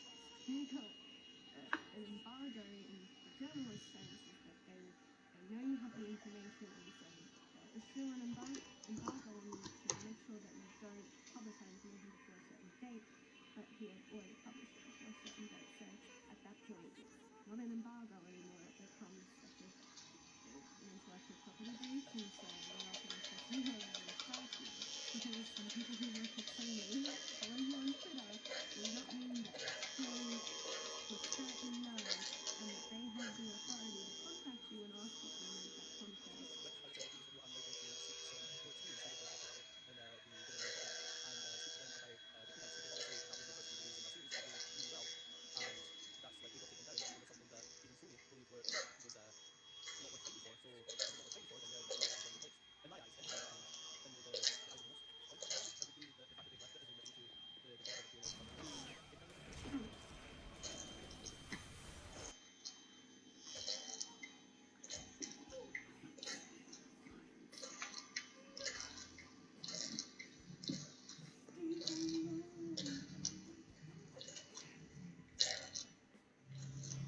Like, it's possible he took a contract class and he remembered when you say contract law, you learn that silence is not always an admission of guilt, but that it can in some cases, and I think he's trying to say that their silence on the matter, them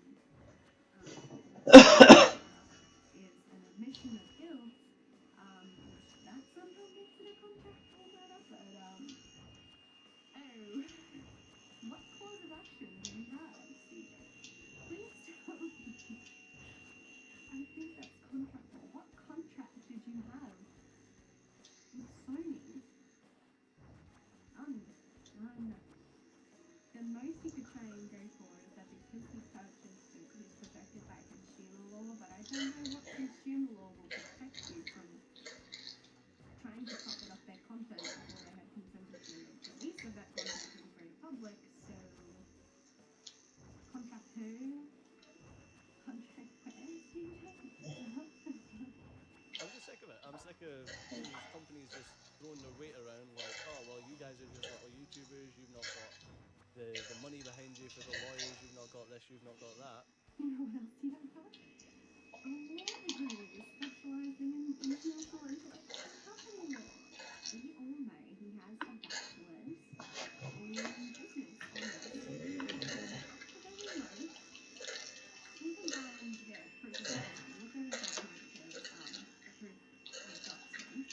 But I'm not. I mean, even though his name is out there, you can find it very easily. Actually, I'm not going to say here that he held responsible for any of that, but you can still go up and you'll find a platform that has published his real name and the evidence of him having completed a BA, not an LLB. So looking at the university he graduated at the very most, in order to achieve a BA and have any semblance of legal knowledge, he would have had to do a Bachelor of Business Okay. law. And yeah, the business law knowledge is not going to provide you with the same level of legal knowledge as anyone who's completed an LLB. Having a BA that included business law does not mean you have a law degree or that you have any legal expertise. So yeah, that's a fun time. I just think it's so funny that anyone, it doesn't even take someone who has a law degree, it doesn't even take someone who has legal knowledge. Most people could see from a mile away that he's outright lying, but like, what's the point? What's the point in pretending you have all this knowledge that you don't, because you clearly don't? The second he tries to talk about any legal knowledge point blank period, he just falls short. He has some kind of understanding of fair use and the way that works, which is great. I think every YouTuber should have that knowledge. It should be standard amongst people who are using the content of others to create their own and make transformative works. And I agree with him on everything he says about like his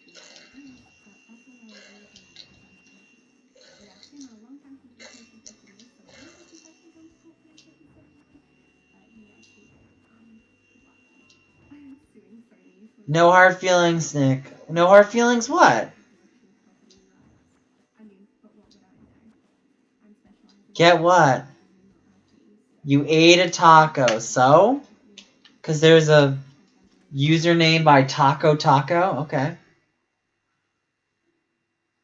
Hi guys, my name is Leah Rose, and I'm a content and creating butler in the Dream Teachers.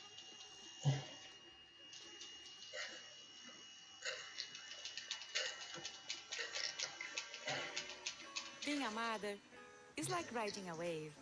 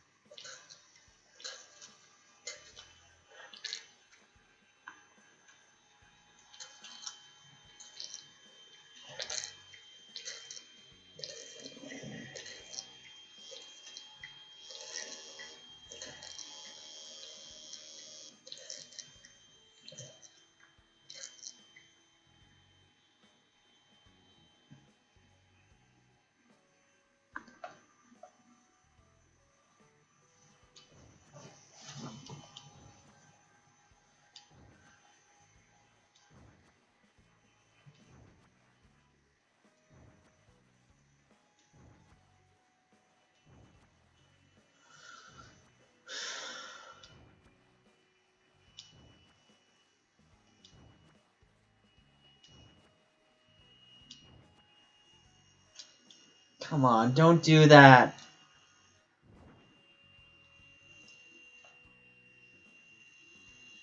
Where are we at right now?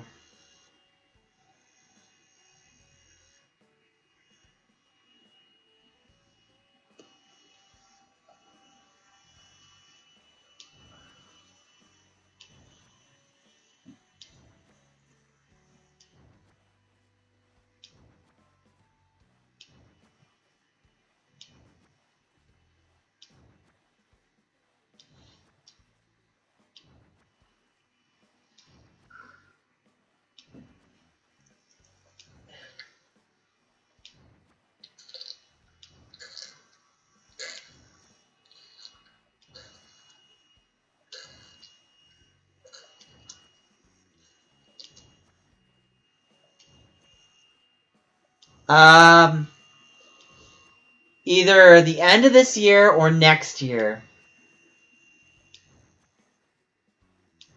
It's gonna be a while. It's gonna be a while.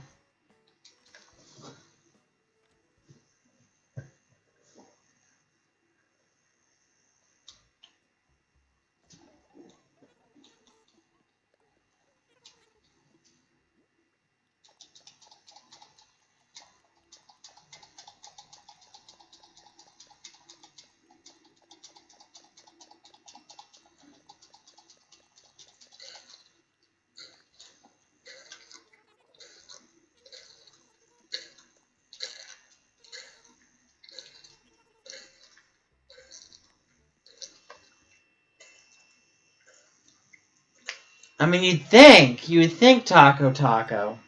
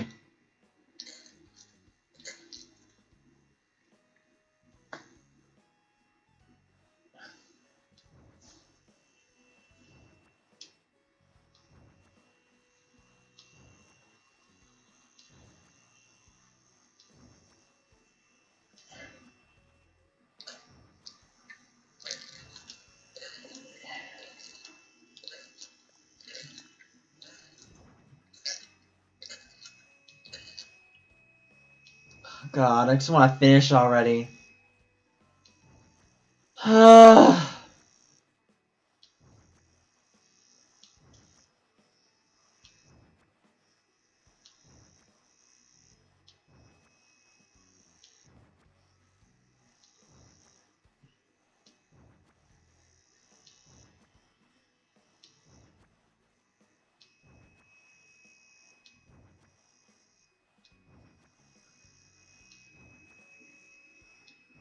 Trapping? What? I mean, I don't want to take a break right now because I really want to just get done with this. I want to get done on time for next week. I don't want to be rushing till the end. I'd rather, like, do the last crunch and then that's it. And then I can focus on organic chem because I really do got to focus on organic chem. I'm lucky I did well on the test. I got an A on organic chem test, which is great.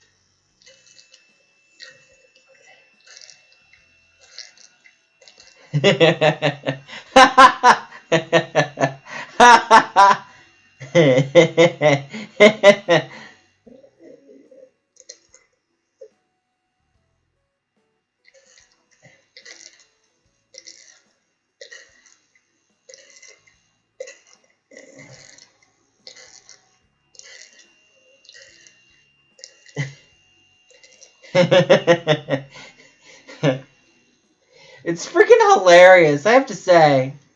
The whole, like, drama over Susie Lou is ridiculous. It's so funny.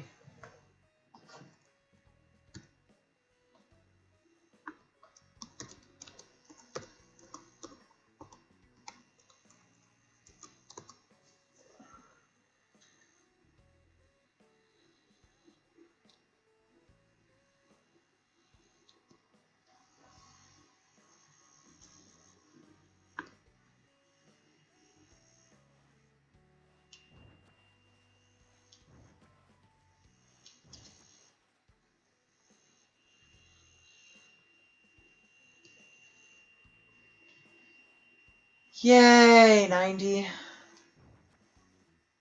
91.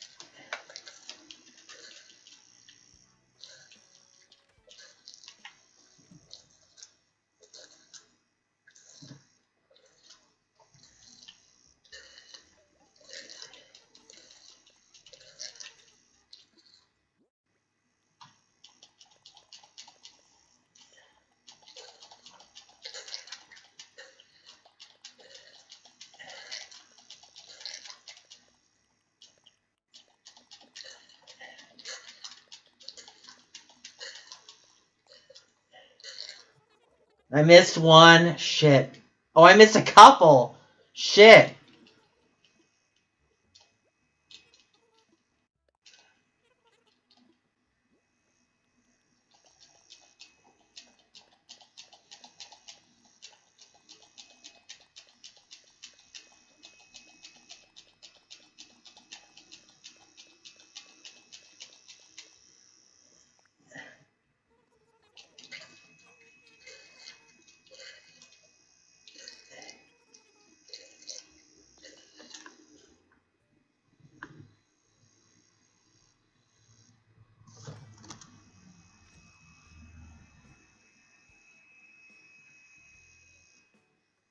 Hold on a second, guys.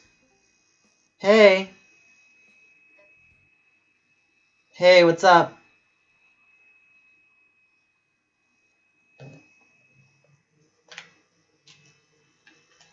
You think he's like shaking in his boots?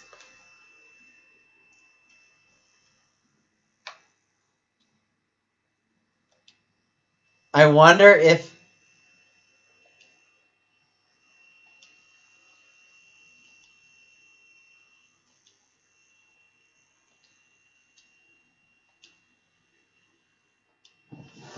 Oh, but he doesn't care. The trophy doesn't matter.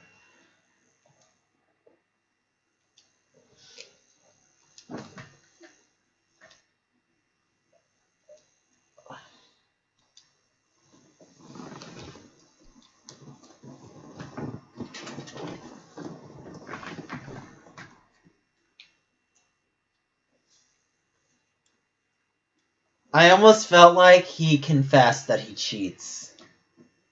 I was like, if that's not a confession, then I'm fucking blind.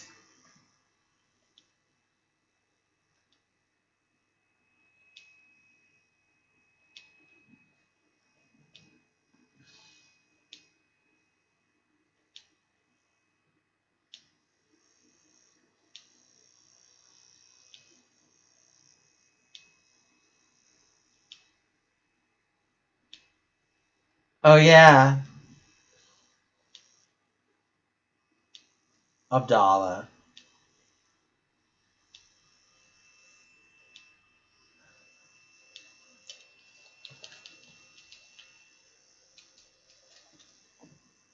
Why would she defend him? Because she has undying loyalty? That's stupid.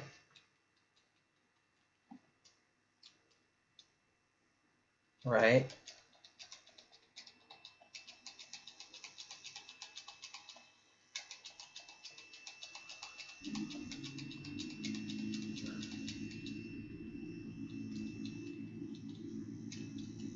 But like I said, I have a feeling that he's just not going to communicate it back because he's terrible with communication. Let me just you know how bad it is when it comes to criticism and giving feedback. It's shit.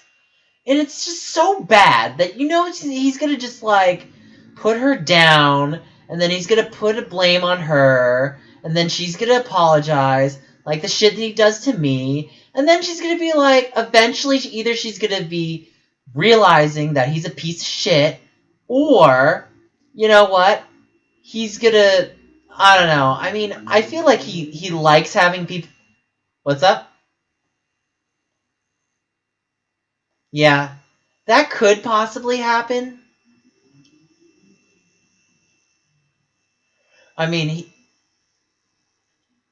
yeah.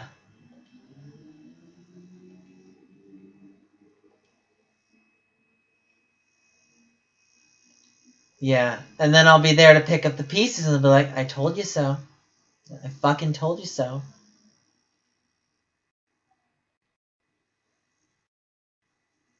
Not BWA, but the other one, right?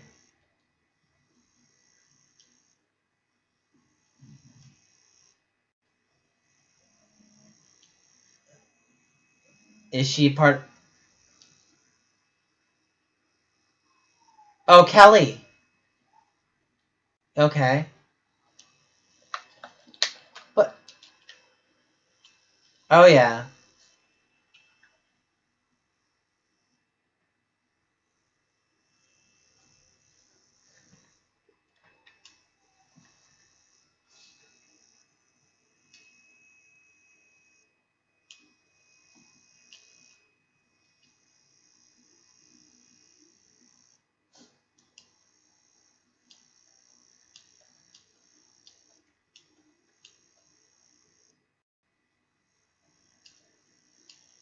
Right.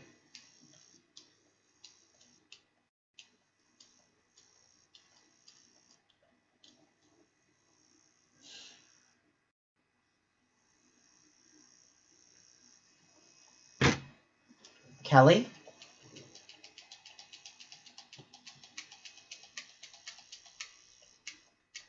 Oh, Luna? Yeah.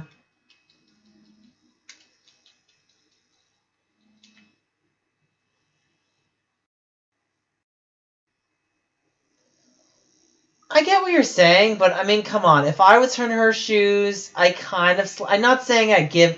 I'm not saying that her action is completely justifiable, but I can see, like, you deal with a douchebag like Abdallah, you're just like, oh my god, I don't want to deal with that again.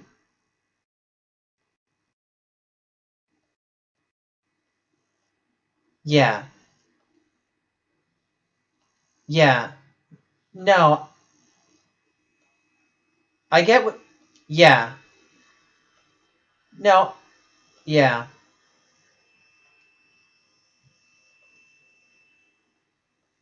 Right.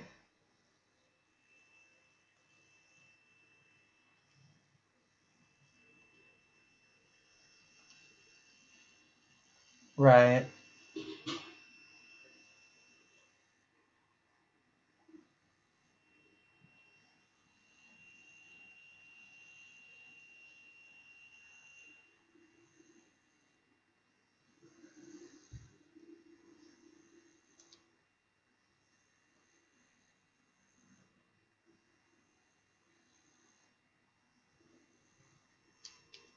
Yeah, that's too much.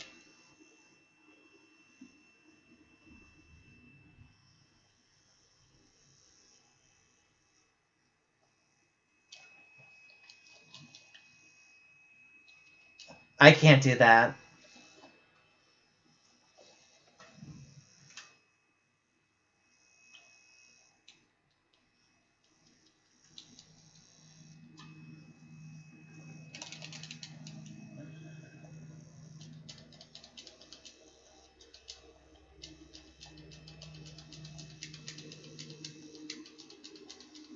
Right? Pa- pa- right. Right. Right. Unless, Nintendo's gonna give me. Unless Nintendo's gonna give me something special for it, which obviously that's not gonna happen.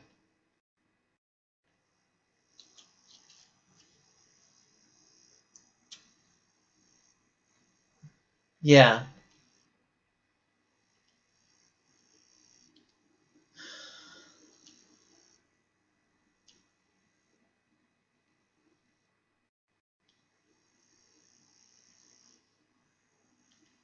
Okay.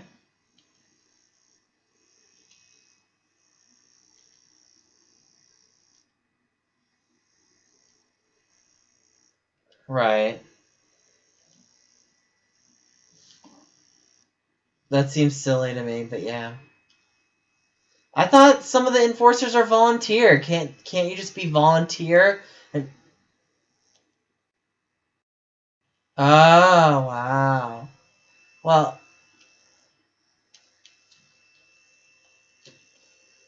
yeah, I could see why.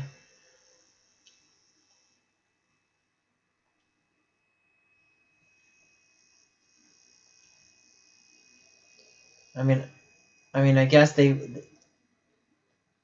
Yeah.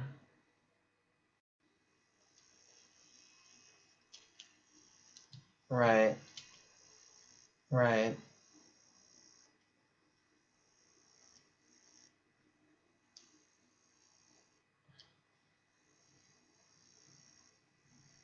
Right.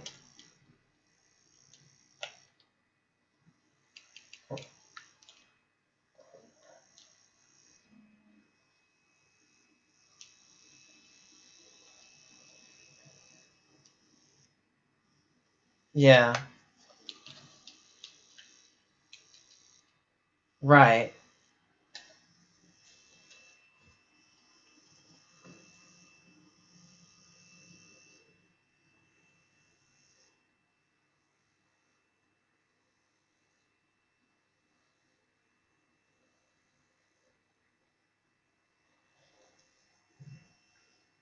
I don't even know if we're gonna have PAX West this year. It's kind of tricky to say at this point.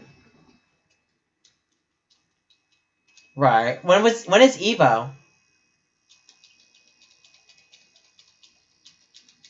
Okay.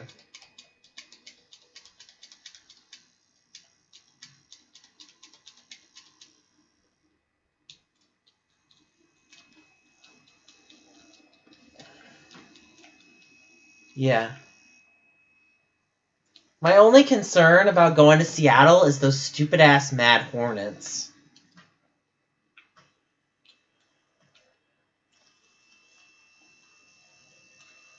Right.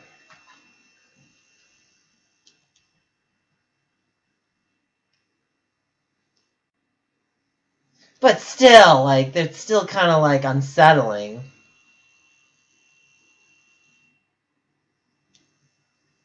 Are they attracted to, like, sweet smells?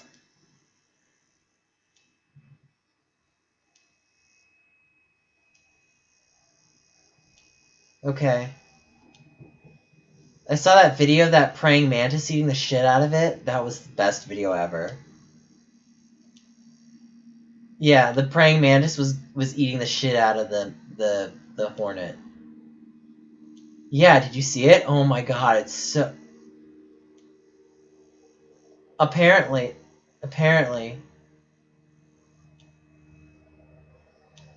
I wouldn't normally consider a praying mantis to be predator towards a hornet, but, you know, I guess you can't be surprised.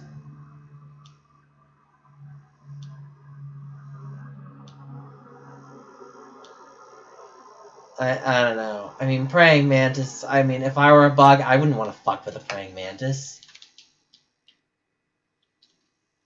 Right. Like, praying mantis...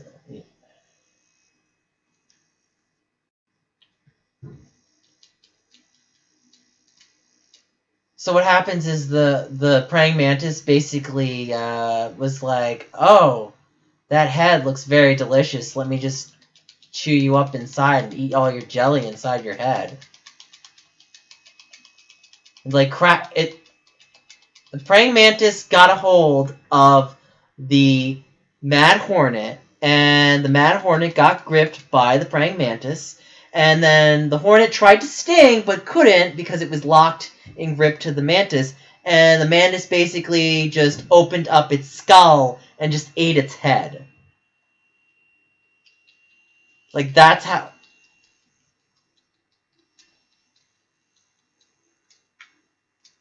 I mean, it wasn't silent because the Hornet tried to attack, but the Hornet, like, was too late. And... I mean, it wasn't silent. They saw each other. They were, like, at a standstill. Like, it was kind of like a stalemate kind of thing. Like, they were close to each other. And then they tried to make the strike. Like, the Hornet attempted to make the move, failed and got grappled. And then once it got grappled, it was all over.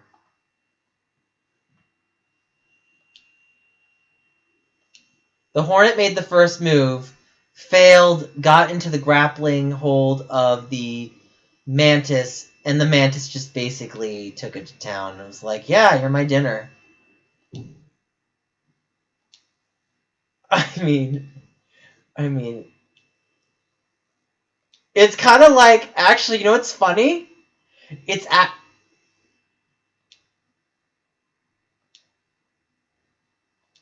Yeah.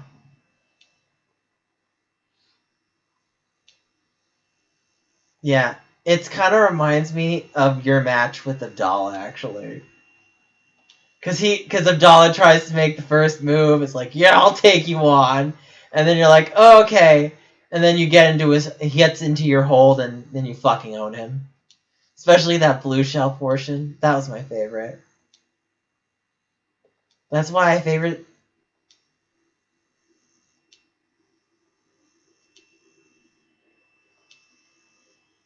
Right.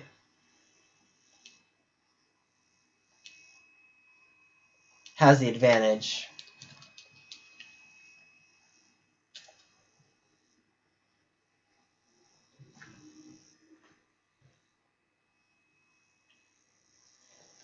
And practice. And practice.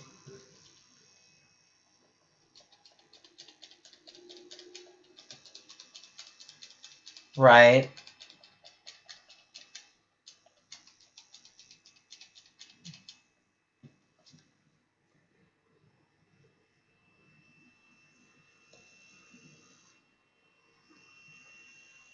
Yeah.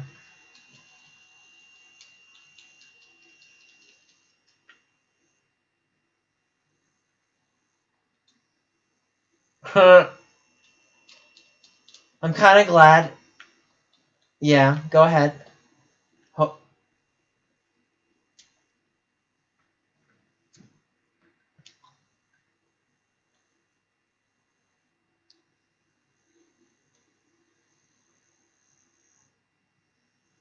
I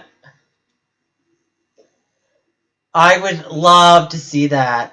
And then I want to have like a PNG of Abdallah being bloody with a blue shell, and then me laughing in the corner. Like that's gonna be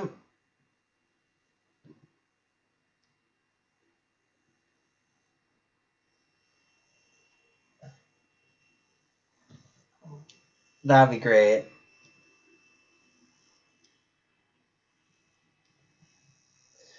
Actually, you know what you should do? You should back up into the finish line and turn around. And then like just like slowly go into the finish line. He's like, I'm gonna get you. No.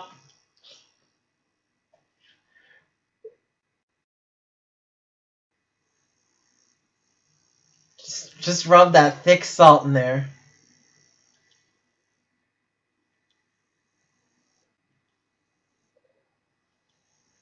That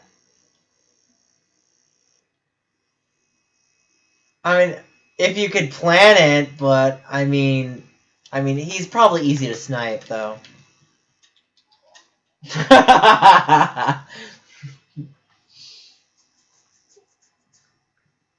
Right.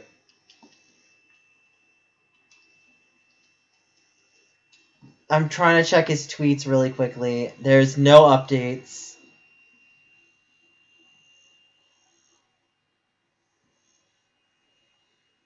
Okay. Yeah.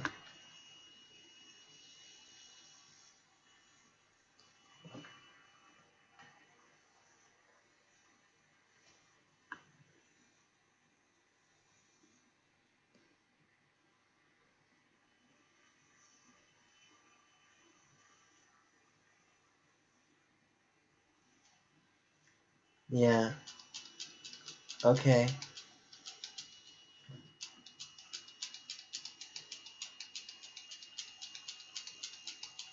Yeah.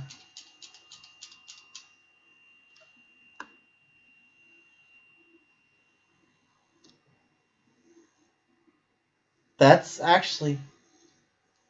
Well, be careful about that. He says that.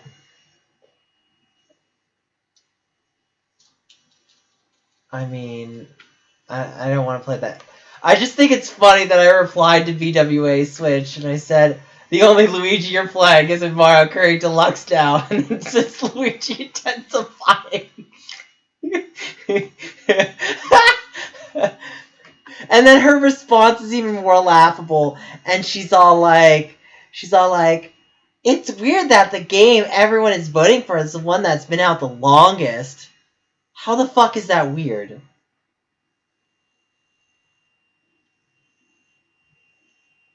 Right. Right.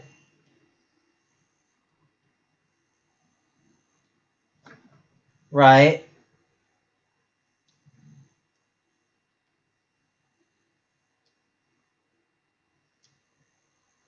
Right. I mean, I get it.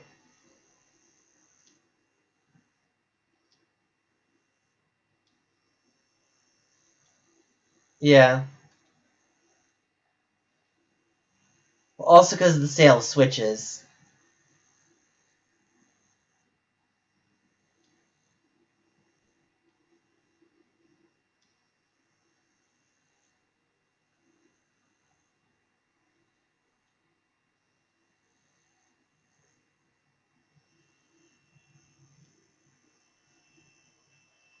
Yeah.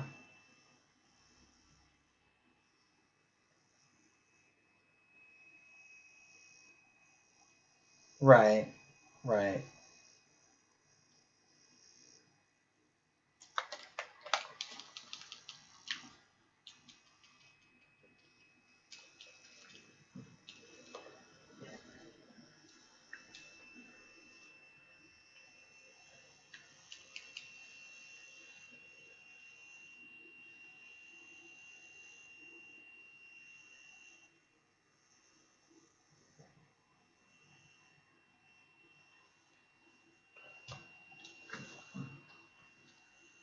Yeah. But I have to say, I think the funniest thing about BWA Switch's reply is the fact that she says, I was changing my answer every time the poll changed, but I won't bother for you know what though? She might as well admit that she sucks, because that's what I'm reading. Like, I'm reading between the lines. It's like, yeah, so your reply tells me that you blow. So, right? I mean, if that doesn't tell me that she sucks at the games, then what else? Like, right? Do you get... Right. But I don't even have to play to read that sentence to know that she sucks. Like, even if she had framed it as, I would prefer to play Luigi's Mansion because I'm better at that. So I'm like, okay, so you just want to play the game that you're better at. Okay, at least that'd be more honest. But this is just flagrantly saying, yeah, I suck.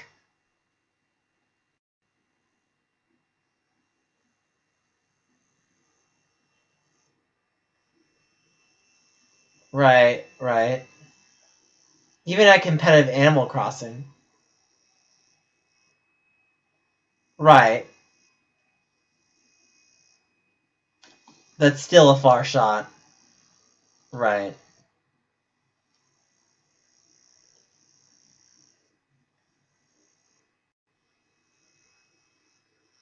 Yeah. Yeah.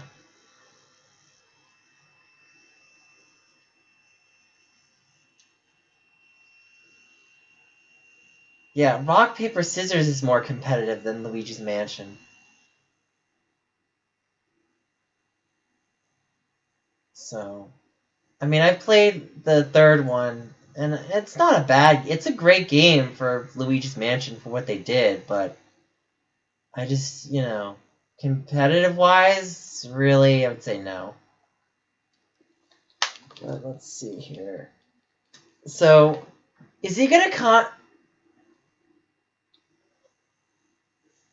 Well, that's 2, but yeah, I probably should have happened in 3A too, actually. I think so, yeah. Probably, yeah.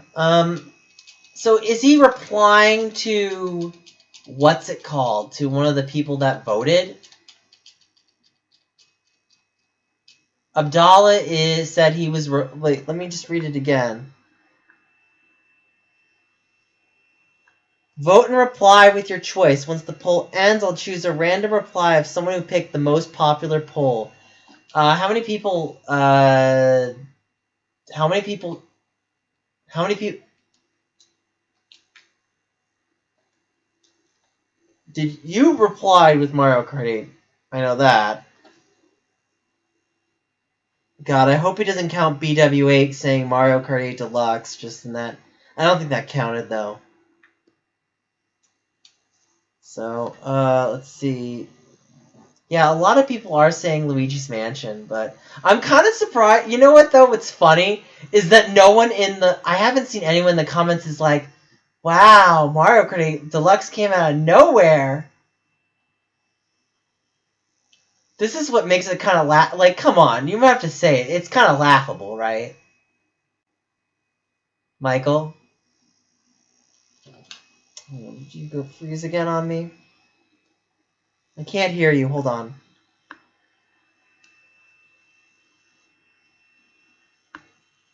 Hey. Yeah. Yeah. Okay, so no one in the comments at all called out the whole Mario Kart 8 Deluxe thing going up in votes.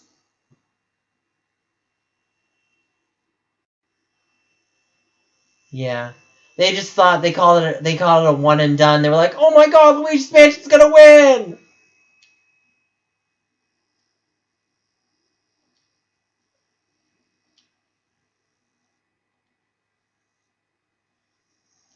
Yeah. Right. Yeah. Right. And it wasn't like an astronomical... I mean, if it was like 10,000 votes, that looked really suspicious.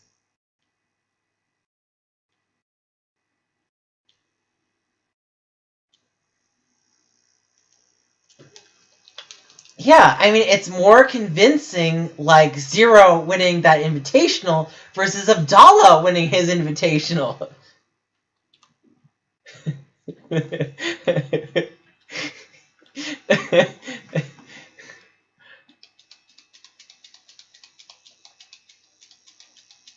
I mean, it's not like Mario Kart 8 Deluxe had to flirt with its competition. Uh,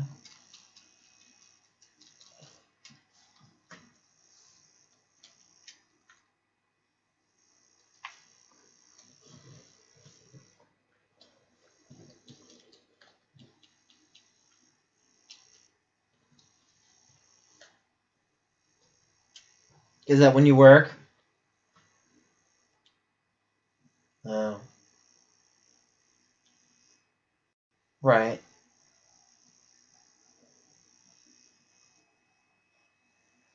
Yeah, I hear you. Because when I had to, what's it called? Do a race when I had like 4 hours of sleep, I got like second place, but I still felt like shit. Like, I was like, God, like, it's not a fun experience. And then, even though it's like over, when it's over, you're still like, you remember how shitty it was, and you're like, oh God, that was horrible. Like, it just kind of lingers. So he hasn't given it.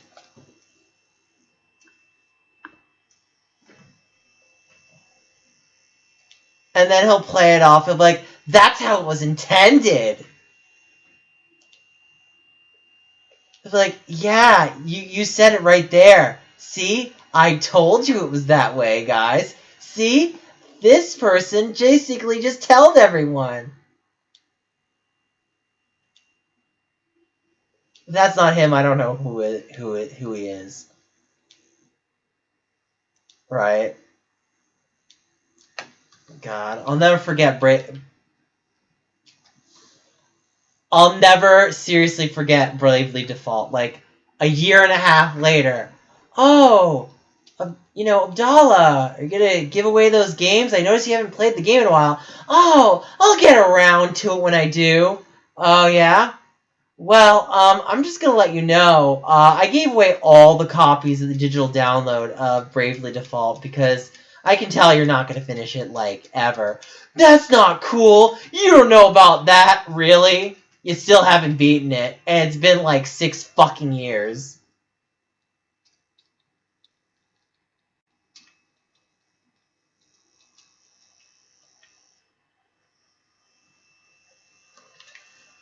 I mean, it could have been wasted. I mean, the download service eventually is going to go out.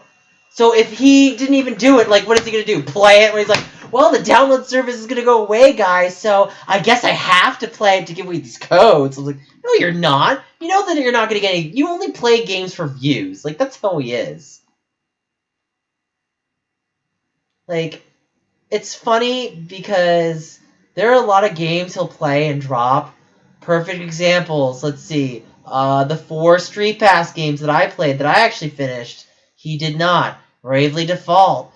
I mean, why the fuck did he play Style Savvy? Was he like, I'm secretly trying to appeal to my James Trawl audience, which I doubt he has any James Trawl audience, but okay. And then, I mean, the Pokemon game that I tried to play, the dungeon one, I was like, you know you're not going to play it. Like, why are you even bothering? So, and then I really just have to ask, why is he playing Tour? He knows Tour is a shit game. He knows it's bad. I just think it's so hypocritical. Oh my god. No, stop. Please just stop. Please, I'm gonna have to stop you right there.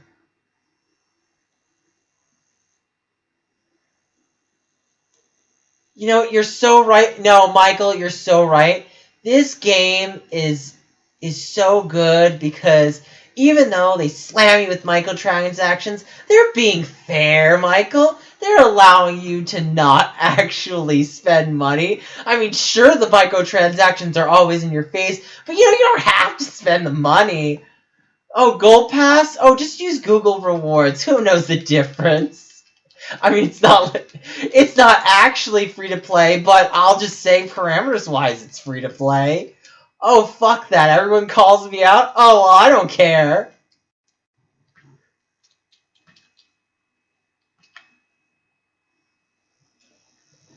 My fan base is gonna call me out. Oh, well, they have to eat my shit.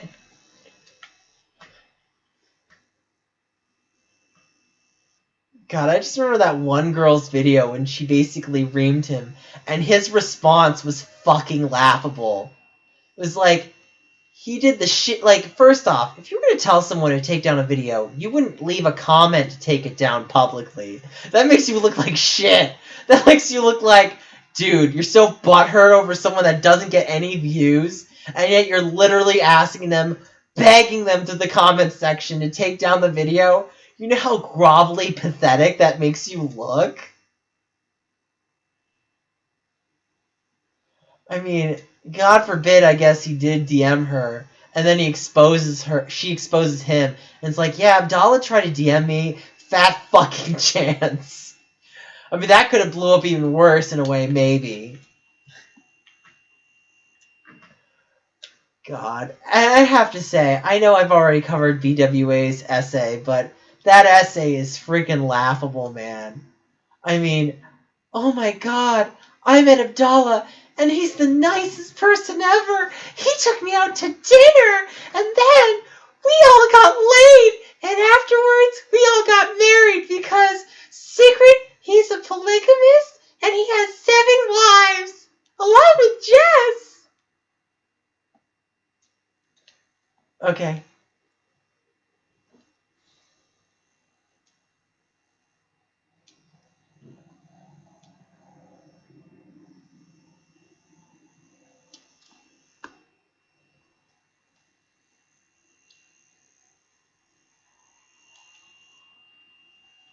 Hey.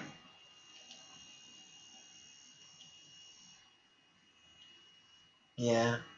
I kind of want to go through some of his tweets. I was thinking of, well, one of my friends is a personal investigator, so I don't want to spend the time going through his tweets, so I'm thinking of hiring him and making him go through the tweets and be like, can you find anything suggestive that would make, like, I don't know, his wife angry?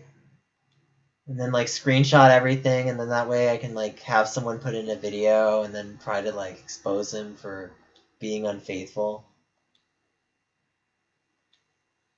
I kind of want to. Like, I'm really, like, he just, honestly, it's kind of similar to Suzy Liu in how he provokes people, because it's like, Suzy Liu provokes people for being dumb shit, and Abdallah,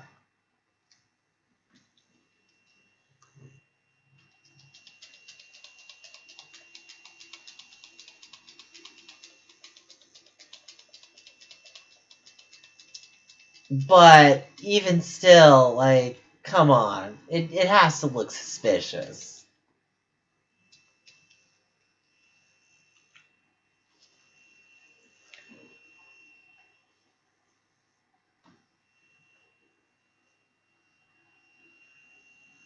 You're just, so that people would be like, dude, you're just heterophobic.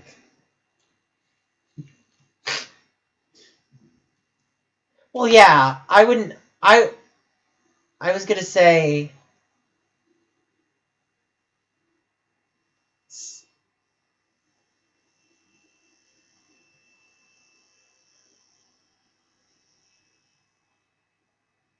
yeah, yeah,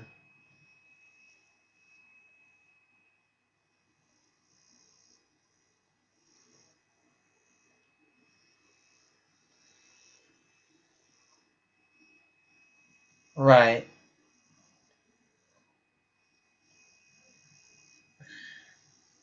But you agree that, like, Jess comes off of, like, this doormat wallflower that just doesn't even do shit. And you kind of feel sorry for her.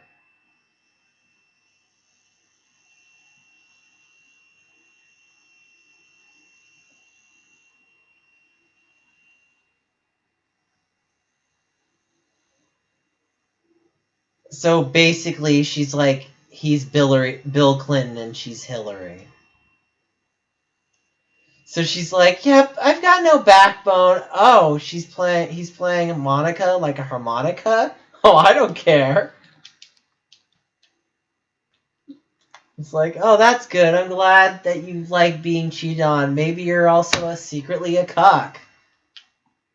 Which I feel sorry for saying that because it feels like I'm insulting her, but like, come on, like that makes you like that's what that is, right? Like someone that has that weird voyeuristic tendency in a marriage, that they're a cuck, right? Which honestly I feel sorry for saying that, but it's like it's the truth of the matter.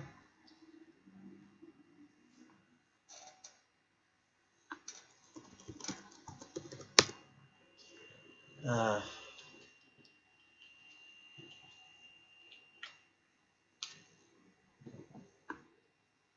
don't know if I got muted again or you got muted. Okay. Okay. So when's the last time he's played Tour? Yeah.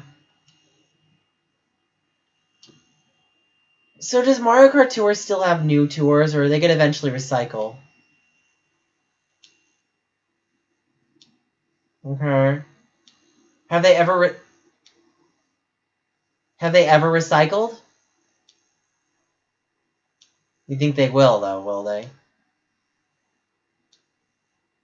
I mean, it doesn't make any sense for them to burn out over a freaking mobile game. That's stupid.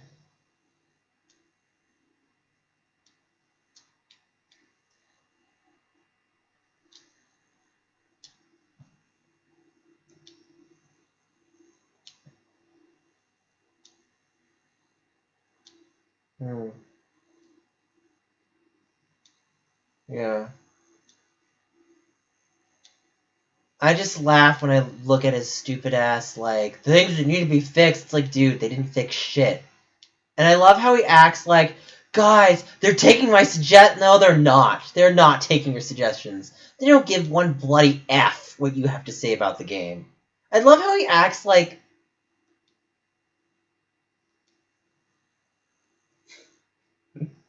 Oh my god. Michael, stop. Just stop. Michael, no.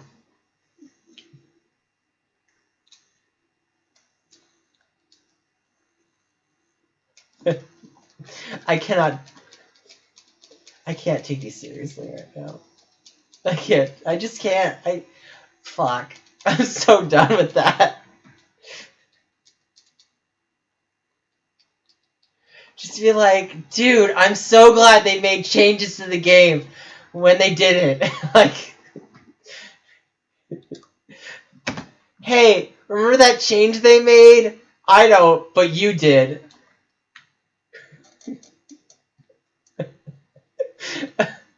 I just love how he acts like they've actually taken his input when you know they didn't. I mean, have they really taken any input? And how can he even prove? Like, what's his proof that they're taking his input?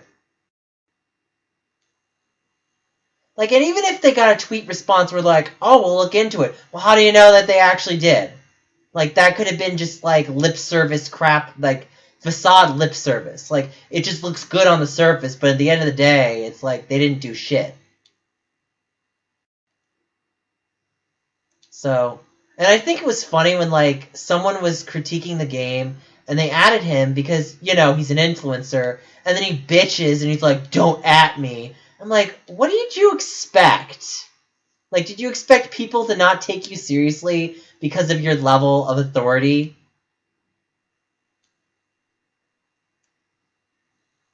I mean, I think it's hilarious. Like, you can't...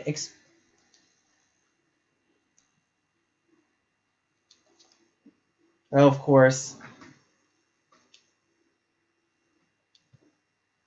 So he could be like, oh, dude, you had a timeout. Ha ha ha.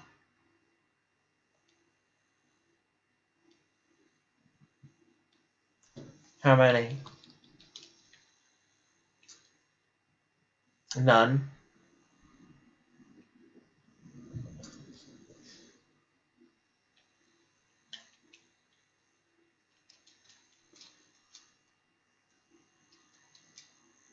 So, Abdallah.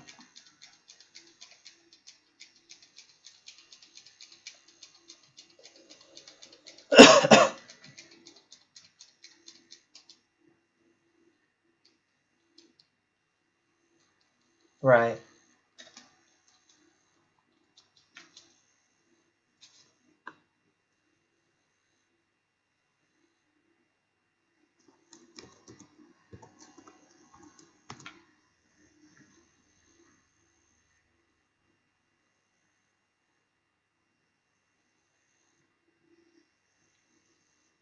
Right, right.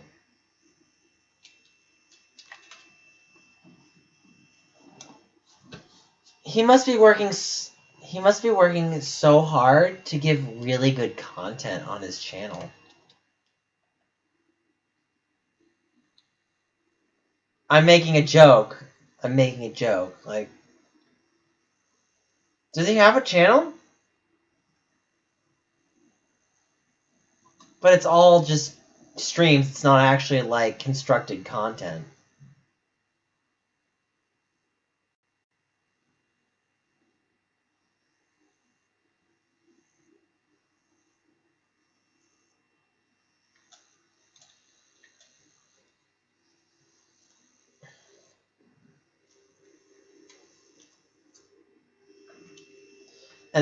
And then I'd laugh.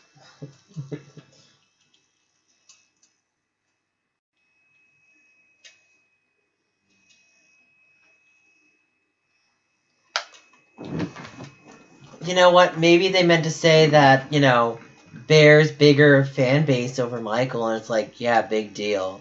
Like, so Bear. Yeah, right? Right?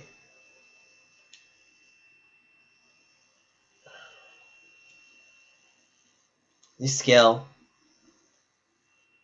Right.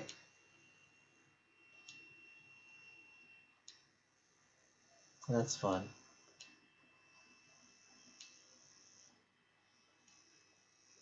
Yeah.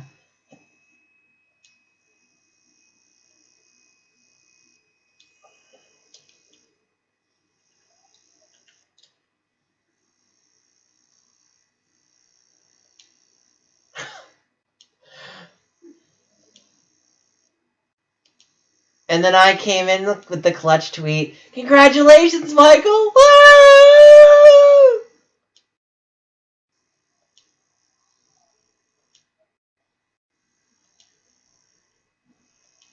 Did what?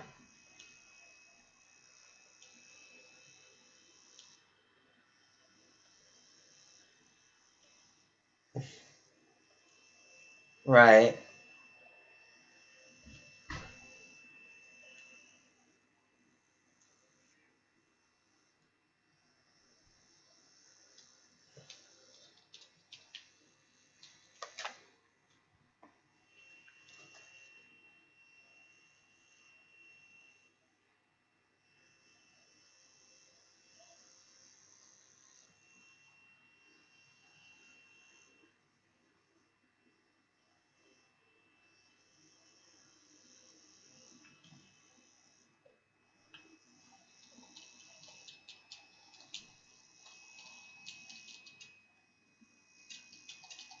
So yeah, but no, I get what you're saying. Kate is kind of passive aggressive, and I've seen the behavior before. So when I saw her tweet that, I was like, yeah, can't say I'm surprised. I mean, I wish I could say, but I can't because I kind of could have predicted that.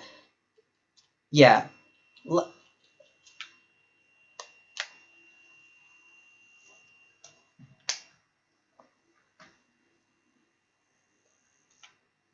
I would be like, dude, she's probably gonna be a passive aggressive B about it.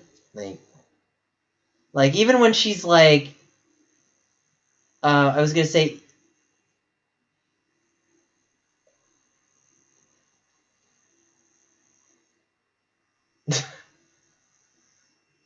yeah,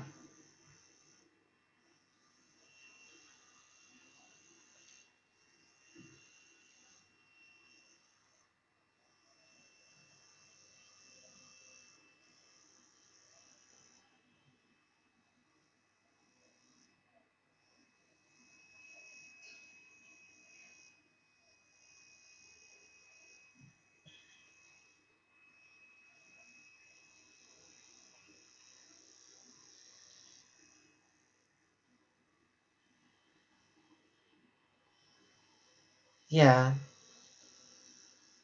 Right. And you're not like an obsessive BTS fan. Like, come on.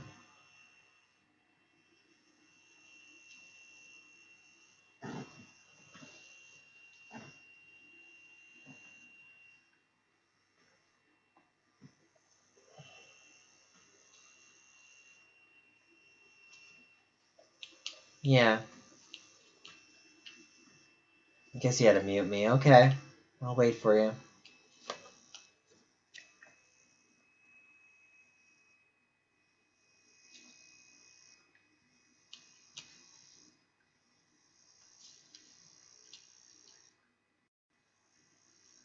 Oh, I guess you had to hang up. Okay.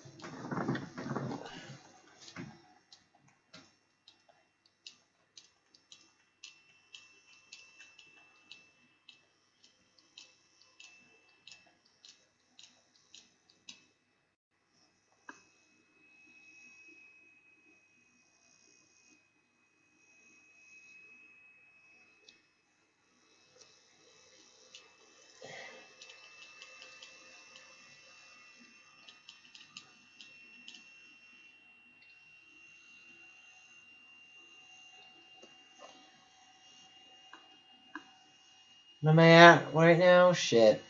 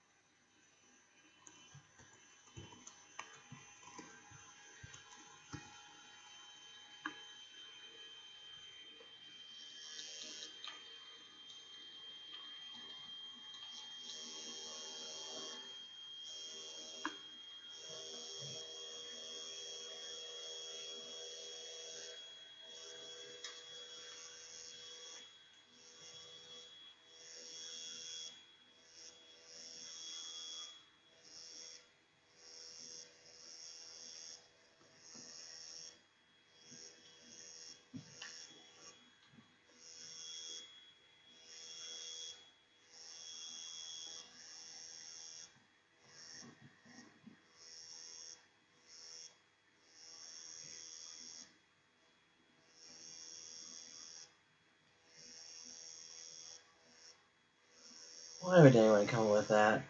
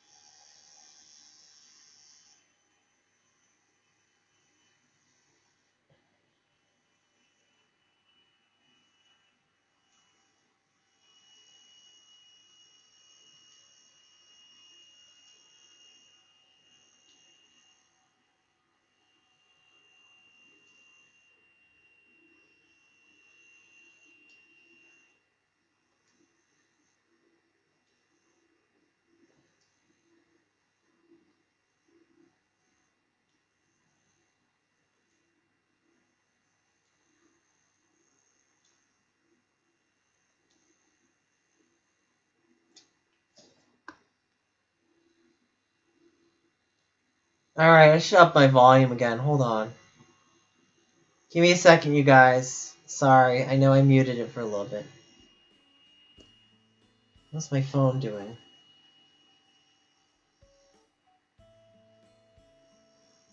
I know what you were saying. Okay.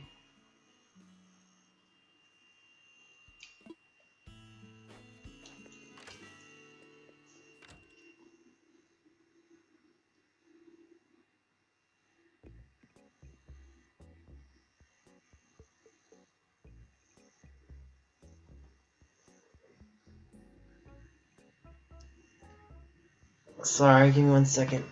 Oh, shit.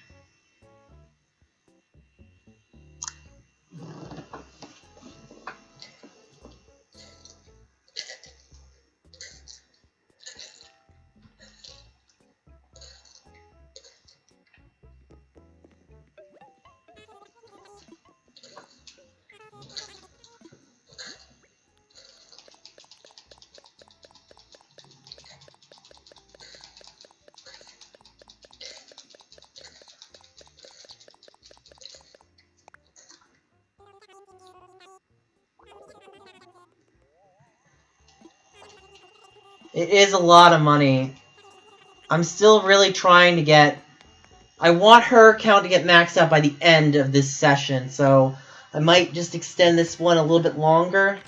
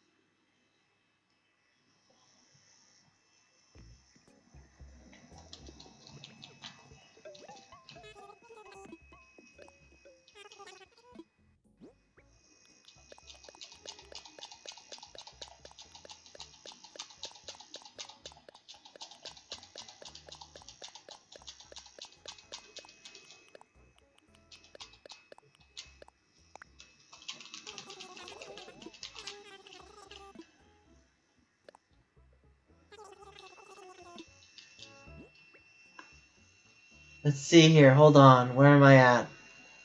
Yes, it's a lot of money.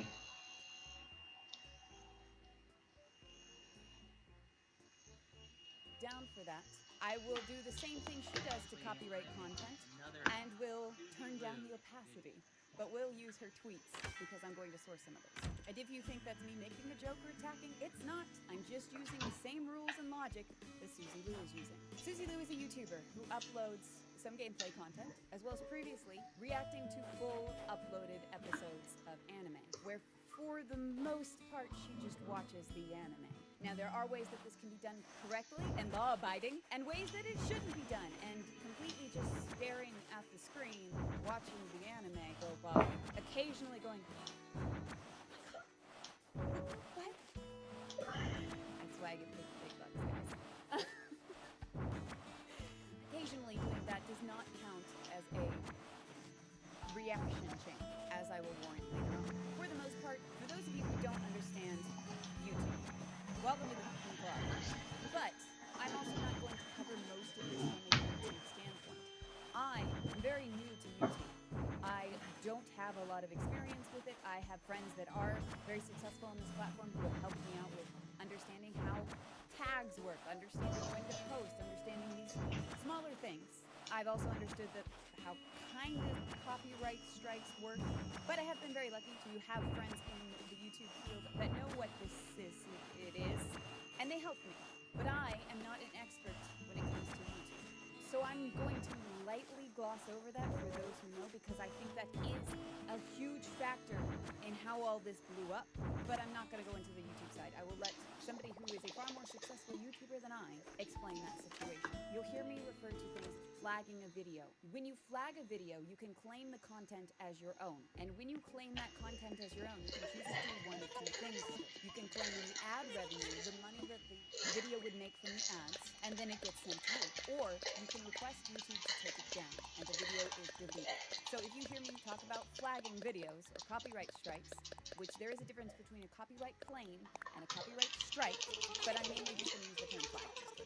Susie Lou was going about her business, uploading full episodes of anime with the opacity turned down for, from my understanding, about a year, maybe more than that.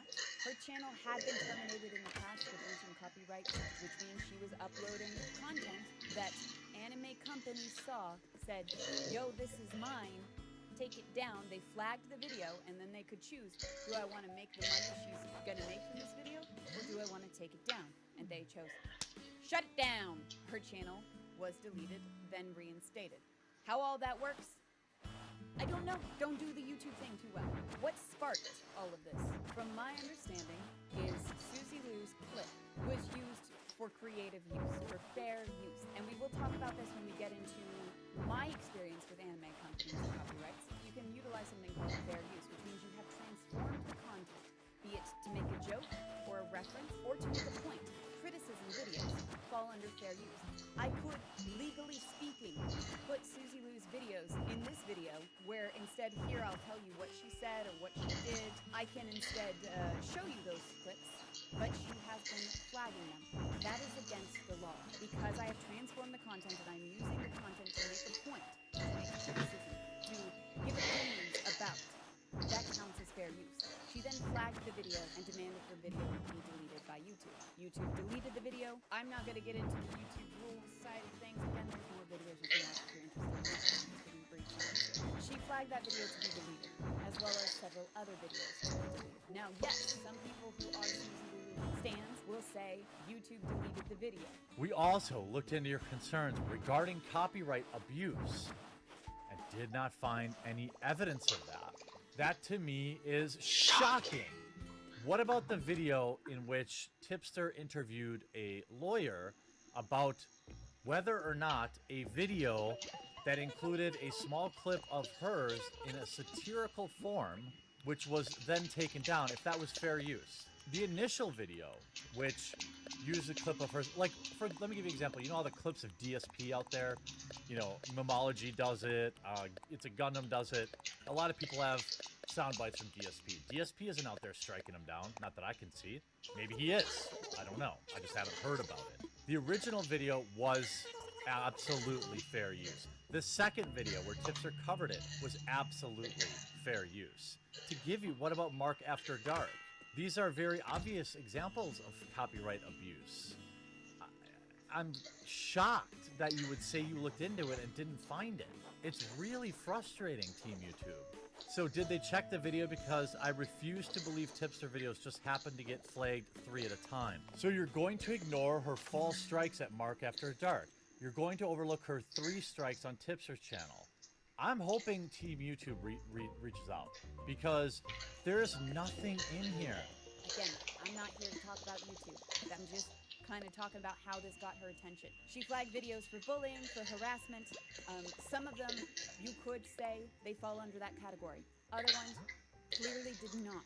This can come across, and does come across, like she's trying to silence critics who are speaking about her. This, along with taking down other YouTube videos, is what started to spark the controversy. It is what started to spark all of this attention onto Susie Lou. Now, while she was flagging people for using her, and the original clip was from a video game reaction. It was not even an anime reaction. Now, while everybody had their eyes on Susie Lou for taking down their videos, or videos that they enjoyed, they started to notice that she was doing something illegal on her channel. Re-uploading anime and reselling anime. We'll get to that as well. This is where people mainly took issue. Is Susie Lou alone in what she does as content creation? No, and I will get to those other channels. Do not think I'm gonna skip out on that. Susie Lou then, in my opinion, did not conduct herself well, saying she did not flag the videos, then it came out that she did. She's just been very either defensive or aggressive, and I don't know which, because I'm not Susie Lou. She could be feeling attacked and therefore it's defensive, or she could be on the aggressive side, considering she went to take down the first video for fair use, when she herself does fair use in her videos, according to her. That's why I put it in quotes. You cannot flag somebody for doing that and then expect anime companies not to flag you. So part of it has been how she has handled the situation. And part 3, when I talk about why I think Susie Lou has all this attention on her, I will also cover the other channels and why she's specifically focused in my opinion. To summarize, in short, Susie Lou is a YouTuber who is false flagging videos to be taken down, most of which fell under the fair use category, and getting the videos deleted. This pissed off a lot of YouTubers, understandably so, and this video itself, I have been told, will probably get flagged, so enjoy it while it's here. But yeah, she pissed off a lot of the YouTube people. While they were all pissed off at her for false flagging, which is also illegal, they noticed she was doing the other illegal thing, re-uploading entire anime episodes onto YouTube, onto Patreon, and from what I understand, her own website to make money off of other people's content. Now, sometimes you'll see some of these channels that I talk about reacting to dubs, which does affect my field, or reacting to subs, which still affects my field. Let's use this to transition into section 2.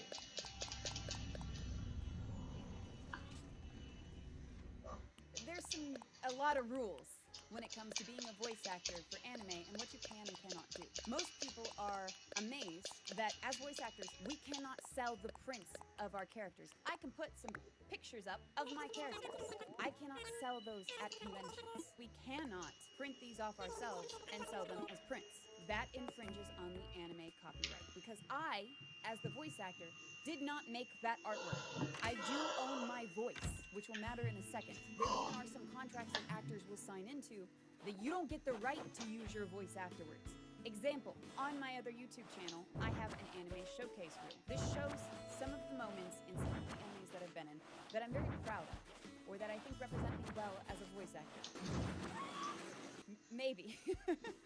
With that, I own my voice in those contracts, and it depends on the contract, because other times you cannot legally do that. But normally, I own my voice. I do not own the artwork. The artwork is somebody else's, so I cannot print it off and sell it to you as a fan. What actors can do is we can commission an artist to draw that character, and we can sell those prints. Sometimes you will hear about an anime company sending cease and desist letters to artists at conventions. This is because they're drawing artwork of, say, Sailor Moon, but it looks far too similar to actual Sailor Moon art. In fact, it's done too well, is basically where it's at. It's in the style too well. And so the company worries, could this artwork be misconstrued as actual artwork from the show? And that's when they will send a cease and desist, saying, please do not do this. You can draw it in your own style, but you cannot draw it in the same style as the original artwork. You don't own that artwork. And as someone who does not own the artwork, even though I voice the character, I cannot sell the artwork. Now, you will also see some situations, like say my anime video review. There are cut down sections of the anime to showcase my favorite parts of my voice acting. That is legally allowed, because it is not the entire episode, and that's where it matters. So yes, voice actors, as somebody who works for the company, run into these issues. Now, let's talk about how anime company and rights kind of work, especially when it comes to different countries and different subs versus dubs, basically. From my understanding, from talking to directors at certain companies, when a show, like let's take Black Clover. When Black Clover says, hey, we've aired it in Japan, we want it to go out to the States, it will be bid on by multiple different companies. Maybe Bang Zoom wants to dub it, maybe Funimation wants to dub it, maybe Sentai Filmworks wants to dub it.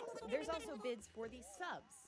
This is sometimes, I believe there was this big divide between Crunchyroll and Funimation of who got the Dragon Ball Z sub. Dear Crunchyroll users, we have had an ongoing partnership with Funimation the last 2 years, sharing anime between users. Unfortunately, Funimation has decided to go their separate way, and this partnership will be winding down.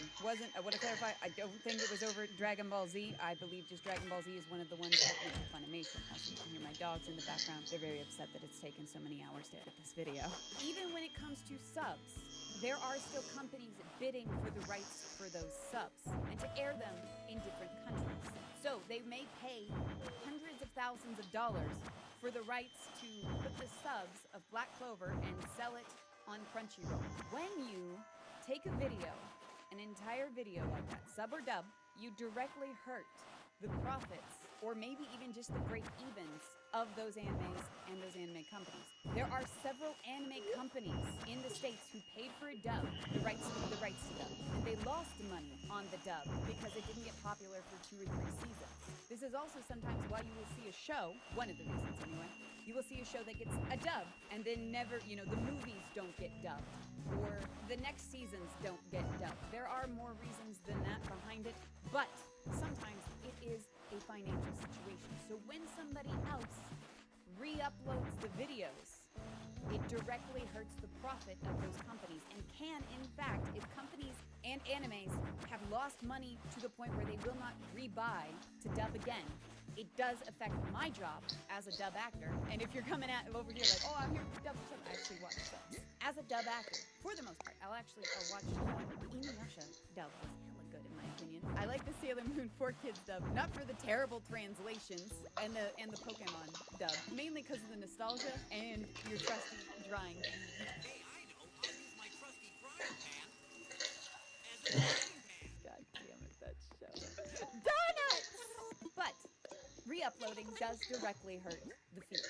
It is not always as profitable as everybody thinks. This is why some people think as dub actors we make a hella money. Is that a sentence? Yeah, fuck it, why not? We make a whole bunch of money. We actually normally starting off, depending on the company, make $50 an hour. And if you're just a character for one episode, you could just get paid, which doesn't even cover the cost to buy that anime.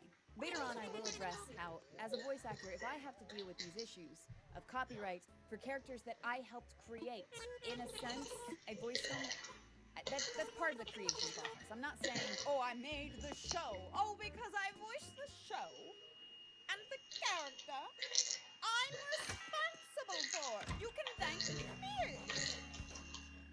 Voice acting, 10 out of 10. No, it's still the show.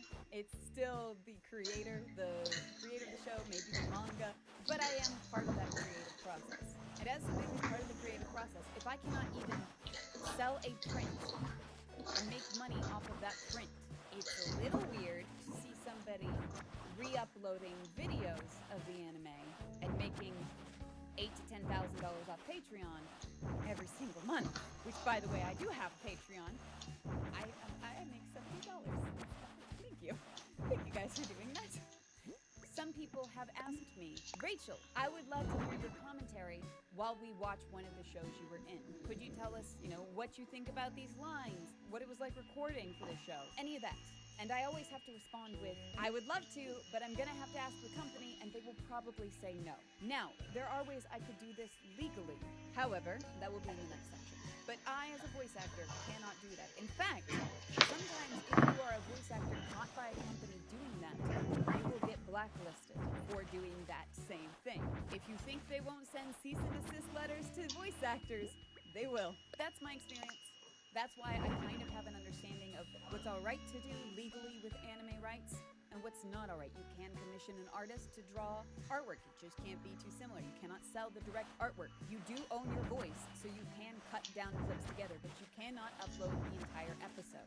In fact, I get worried just having another actor say a line in the show, because unless I know that actor well and I know they won't get mad at me, they could have an issue that their voice is being represented. Now also, I'm not monetized on either channel. I don't make money from my YouTube videos. So I don't know if legally things change if you are a monetized YouTube channel that does make money off of those ads on those videos. And even if you do make money off the content, it seems a lot like, because it is transformed, it is cut down, it still counts as transformative fair use.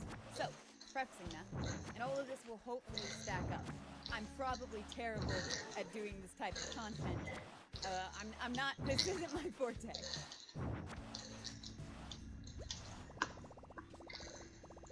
There are plenty of other channels doing exactly what Susie Lou has been doing.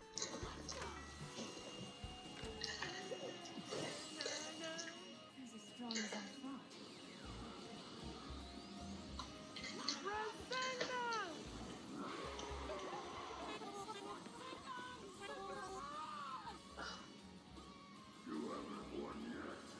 I can keep going, you know. I can keep going. Don't mess with Kashina.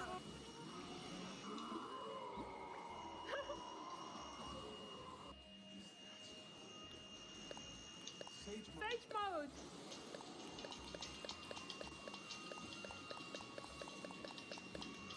Oh, oh.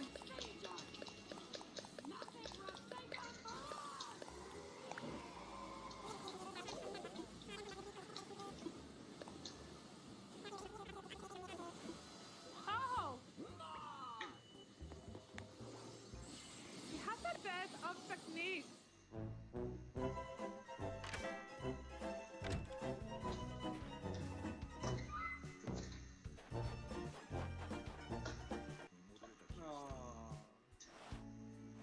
I like the symbolism how he came up with that too.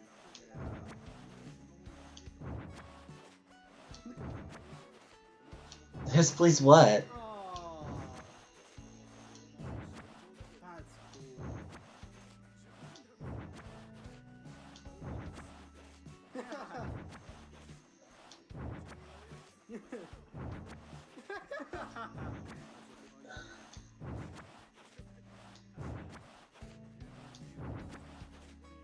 oh.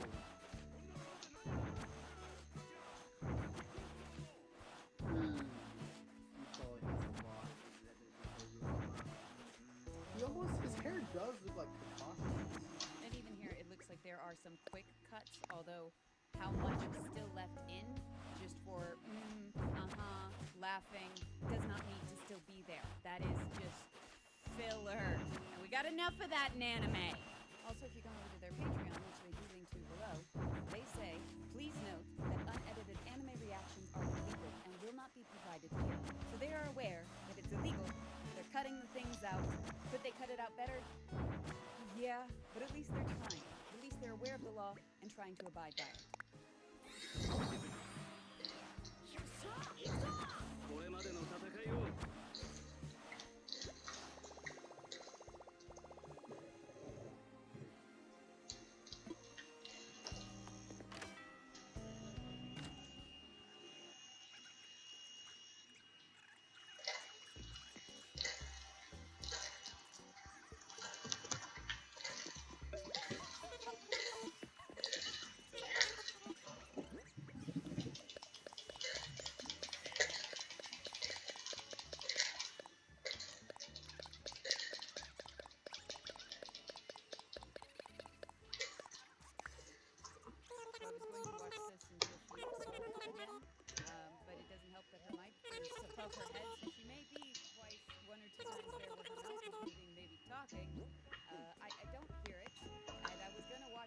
I'm like so close, guys. So close.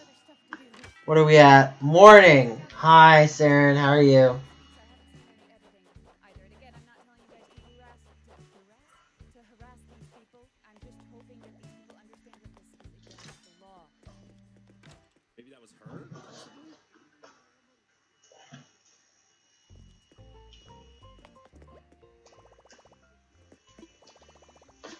I mean, they were obviously pissed off, so...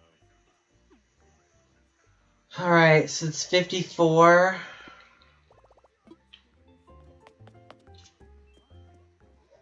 Oh, now they're bringing up that starvation thing again that he mentioned, that Sanji had mentioned. They kind of feel for people that, you know, they're cooks. People that are hungry, regardless good or bad, I can see why they would want, you know. Alright, so I have to do it 4 more times. This also has quick clips and cuts in between, so he is sort of trying to edit to just the reaction parts. But he's also versus PewDiePie, where PewDiePie summarizes the story for you and only shows you clips to commentary on, and then will catch you up with his words about this happened, and now we're here, and this is the reaction I'm having. This guy is allowing the story, rather, to tell it, and being quiet and cutting between probably filler sentences or something that doesn't need to be there, but is still allowing the anime to tell the story, and really just making comments here and there. Again, there is no issue towards these people. I do not mean to shame these people. It is just a point of this would not, in my opinion, fall under fair use, which is probably why they're going to get struck. It's still not the unedited anime. There are still slight cuts here. But will it probably get them dinged? Yes, because it's just telling the story of the episode, and this is several episodes.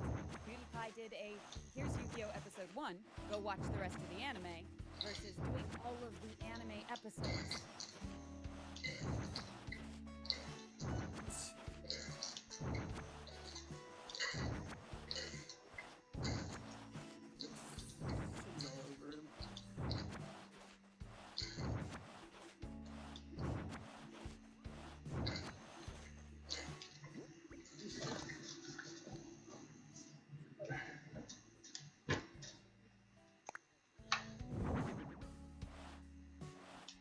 This is a significantly older video, 2016, so it looks like he has moved away from just reacting to videos and basically re-uploading the anime. There may be cuts in this one. I haven't watched the whole thing.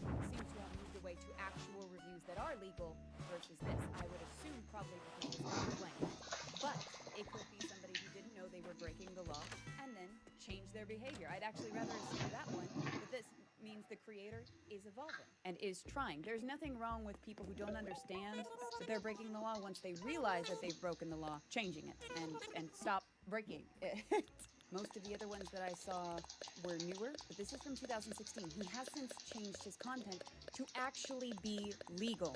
This prior example was all, and this is post-editing, Rachel, by the way. Hello! What he does now, which is anime reviews, and he does them well. So if you're somebody who does this type of content and you're looking to transition, this is perfect. But of course, they start out with Mirio trying to like spy on them and stuff, and Deku immediately spots him, and of course Mirio just sticks his butt through the brush, and everybody's super excited to see Aries, so nobody even cares that Mirio did that. Now, once we actually get into the main episode, of course, they're taking... This type of content could be classified under anime review, and it is called an anime review, a reaction if the review works better. This type of video is fine. The other type of video, not so much. Editing Rachel back, because I feel I did not make this clear enough. I love the face I just decided to pause on. From going on out in this section of the video, I am not saying that this applies to all of the channels that have just been shown. Some of them were editing the video, some of them, like the guy that we showed, that he's changed it to more of a review type of field. I'm going to talk about other channels because there are plenty of others, and that's the others I'm referring to. Do some of these videos maybe fall in this category? Yes. I wanted to be very, very clear that I'm not saying all the channels I just showed you fall under this, as I was hoping by kind of at the end of them saying they edited, they didn't, they cut this, they didn't, they reviewed this, they didn't, kind of thing. They're giving content, or they're just making sounds. There are plenty of other channels that are doing the same thing, uploading entire episodes of anime with barely any reaction, sometimes Sometimes they put the video in the corner, sometimes they fade down the opacity. They're doing the exact same thing that Suzy Lou is doing. It is still illegal. It is still re-uploading. That does not count as transformative, fair use content. And it does affect the industry. Now, I have had some people say, other channels do this. Why is Suzy Lou being focused? I believe Suzy Lou is being focused because, one, out of all the channels that I have found, and I could absolutely be wrong, YouTube, well, and their search engine optimization bullshit on this platform is ridiculous. So there could be other channels that have more subscribers. But from my understanding, from asking around to people that understand YouTube a bit better than me, she is still the biggest, most subscribed to channel doing this. Now, this has actually been an issue before. About a year ago, I want to say, Ricegum and Jake Paul put out videos advertising a gambling website primarily to their young audience. And Ricegum came in with the other channels have been doing this excuse. So if other channels do it, why can't I? Why am I being targeted? Well, you're being targeted because you're the biggest one doing it. Because you're the biggest one breaking the law.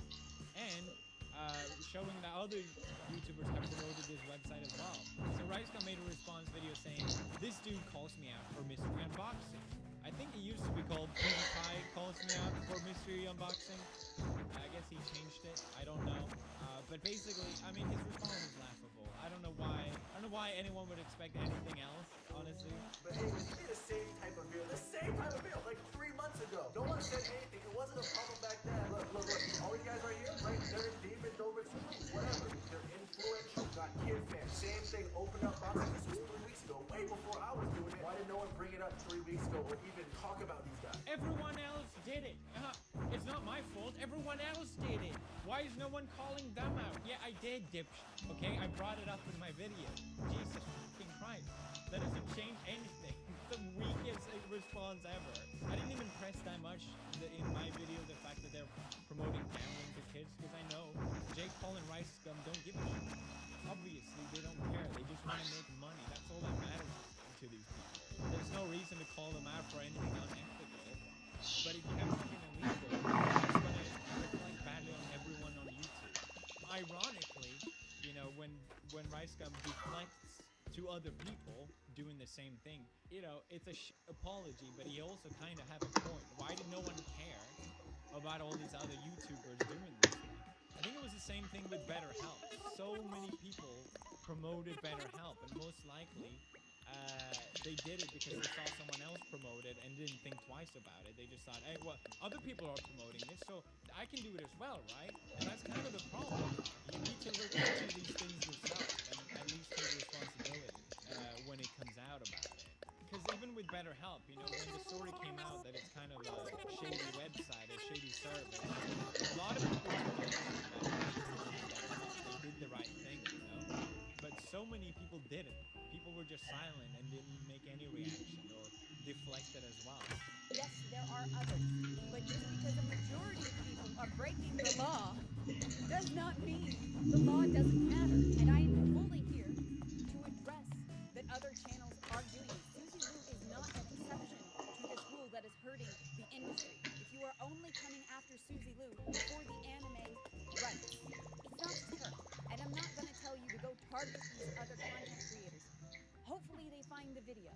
Hopefully they understand this. And you kind of have to understand that what they're doing is illegal. I only gotta do 2 more times, guys. Know what the hell YouTube does? Leave it in the comments. From my understanding, with certain things like popular songs, popular shows, popular videos like anime, they have their own unique code. And with that, the companies scan these videos, the algorithm, the bots, they scan these videos and they look for things that match this code. And then they will flag the video saying, hey, you match this code. Now, this can happen when it's not true. An example, a lot of my videos I have music in. I pay a subscription to be a part of this website that gives me legal ownership, my own right to use this music in my videos, so long as I have the license for this content.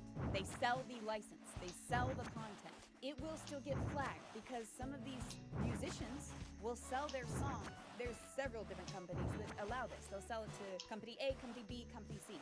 You may have a license with company A and company C comes in and says, hey, this is my code, this is my music, and flags you. And you can dispute this claim by simply saying, here is my legal proof that I have the license for this video or for this audio. This is because I'm also not transforming the music in any way, shape, or form. I'm not making a remix out of it. I just know. I'm just putting it in the backtrack as it is. And this video probably will not have any backtrack, but I can't think of any good music that would go with this. But you can prove legally you have a license. Now, I've also heard some people say maybe Suzy Lou has a license to this video or to this content. If she did, it would be foolish of her not to disclose that information. It would be almost like she's just chasing attention if she didn't disclose that she can legally re-upload the anime. As well as when anime companies, again, when Black Clover or something, and I'm using this as an example, when Black Clover decides, hey, I want it dubbed into English, companies will bid for that, and they hope to make a profit off of it. There have been some shows where they pay more than what they make back from the first season, and they don't see a profit until the second. They also bid for the sole rights, the exclusive rights. This means that they are the only people who can dub this in English and sell it legally. So, with them bidding for sole rights, I find it very hard to believe that Suzy Lou is an exception to this, that they've just chosen a random YouTuber to allow this. And if that is true, why is she fading the opacity down on the videos, on the anime, so that the bots cannot detect that code? Because the bots will scan the video, they'll look for the code. If it were flagged, like my videos would get flagged for songs, I just say, here's my license, they remove the claim, and everything's good. That's all she has to do if she has legal ownership. So the way she's acting shows that legally she does not have ownership, as well as other channels. She's not even the only one that does this opacity thing, which to me, as an outsider looking in, tells me that these content creators Alright, know got one more. is against the law, or at the very least infringes on copyright, because that means that to intentionally fade down the opacity, nobody just decides, hey, let me make this video in like 4% opacity. No, they do this because at one point they've been claimed, they've been hit with that copyright, and they cannot legally dispute it because they did not transform the content and they don't have a license to do that. So they try to get around the bots. So again, not just Suzy Lou, other channels are doing this. In fact, I would even argue that there are channels that either are doing just as bad or maybe even doing worse. I'm going to put some images up on the screen of different channels where you can find the entire dub of a season or the entire sub of a season of anime up on these channels. Now, I am not telling anybody to go attack these channels, to go bully these channels. No. But you can choose not to support them with your views. YouTubers, the views do matter on YouTube. There are going to be people that make content because they like the content they make. But there were also channels that played Happy Wheels just because it got views. They didn't like the game. They just knew it got the views. So as an audience member on this platform, you can choose not to support these with your views. Now, I'm going to show a show. I'm going to show a show. You have transformative content. This is a video where somebody has taken clips of the anime and cut them down. It's not the entire episode. And then there are videos where it is the entire episode. They just put it in a box on the corner. I do not know if these videos have been flagged by the companies to give them the revenue. Remember back when we talked about you can flag a video to be taken down, you can flag a video to make money off of it, to get all the profit. Oh, finally. I cannot say, because I am not these channels, that their video hasn't been You flagged. ready for the reveal, guys? That is going to the companies. I don't know. But it is, and I do see the point of some of the people in Suzy Lou's corner, where, don't get up in arms about me, let me explain. If they think this is just an anime uploading thing, they have a right to say, why are these other channels not being called out? And that's what I'm doing. And called out is such a harsh term. The attention being brought upon them. Just like Ricegum and Jake Paul were the main targets for the videos of the gambling sites, they were targeted because they were the biggest channel doing that type of content. She is the biggest channel. Some of these channels have 26,000 subscribers, 18,000 subscribers, and that's still a lot of people, but it's not the 300,000 Okay. she has. But if these videos are strictly up just for them to make a profit, So, I'm done for the evening. I'll see you guys in the next live stream. Thank you so much for coming. Thank you. Quick question, do you like anime? I mean, I like some anime. Give me a second, Saren. Hey, setting up. So, I gotta do this real quickly.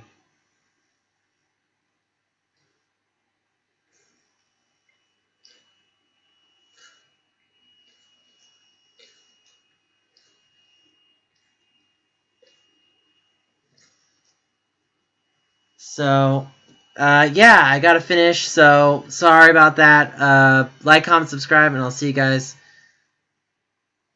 Thank you so much for coming.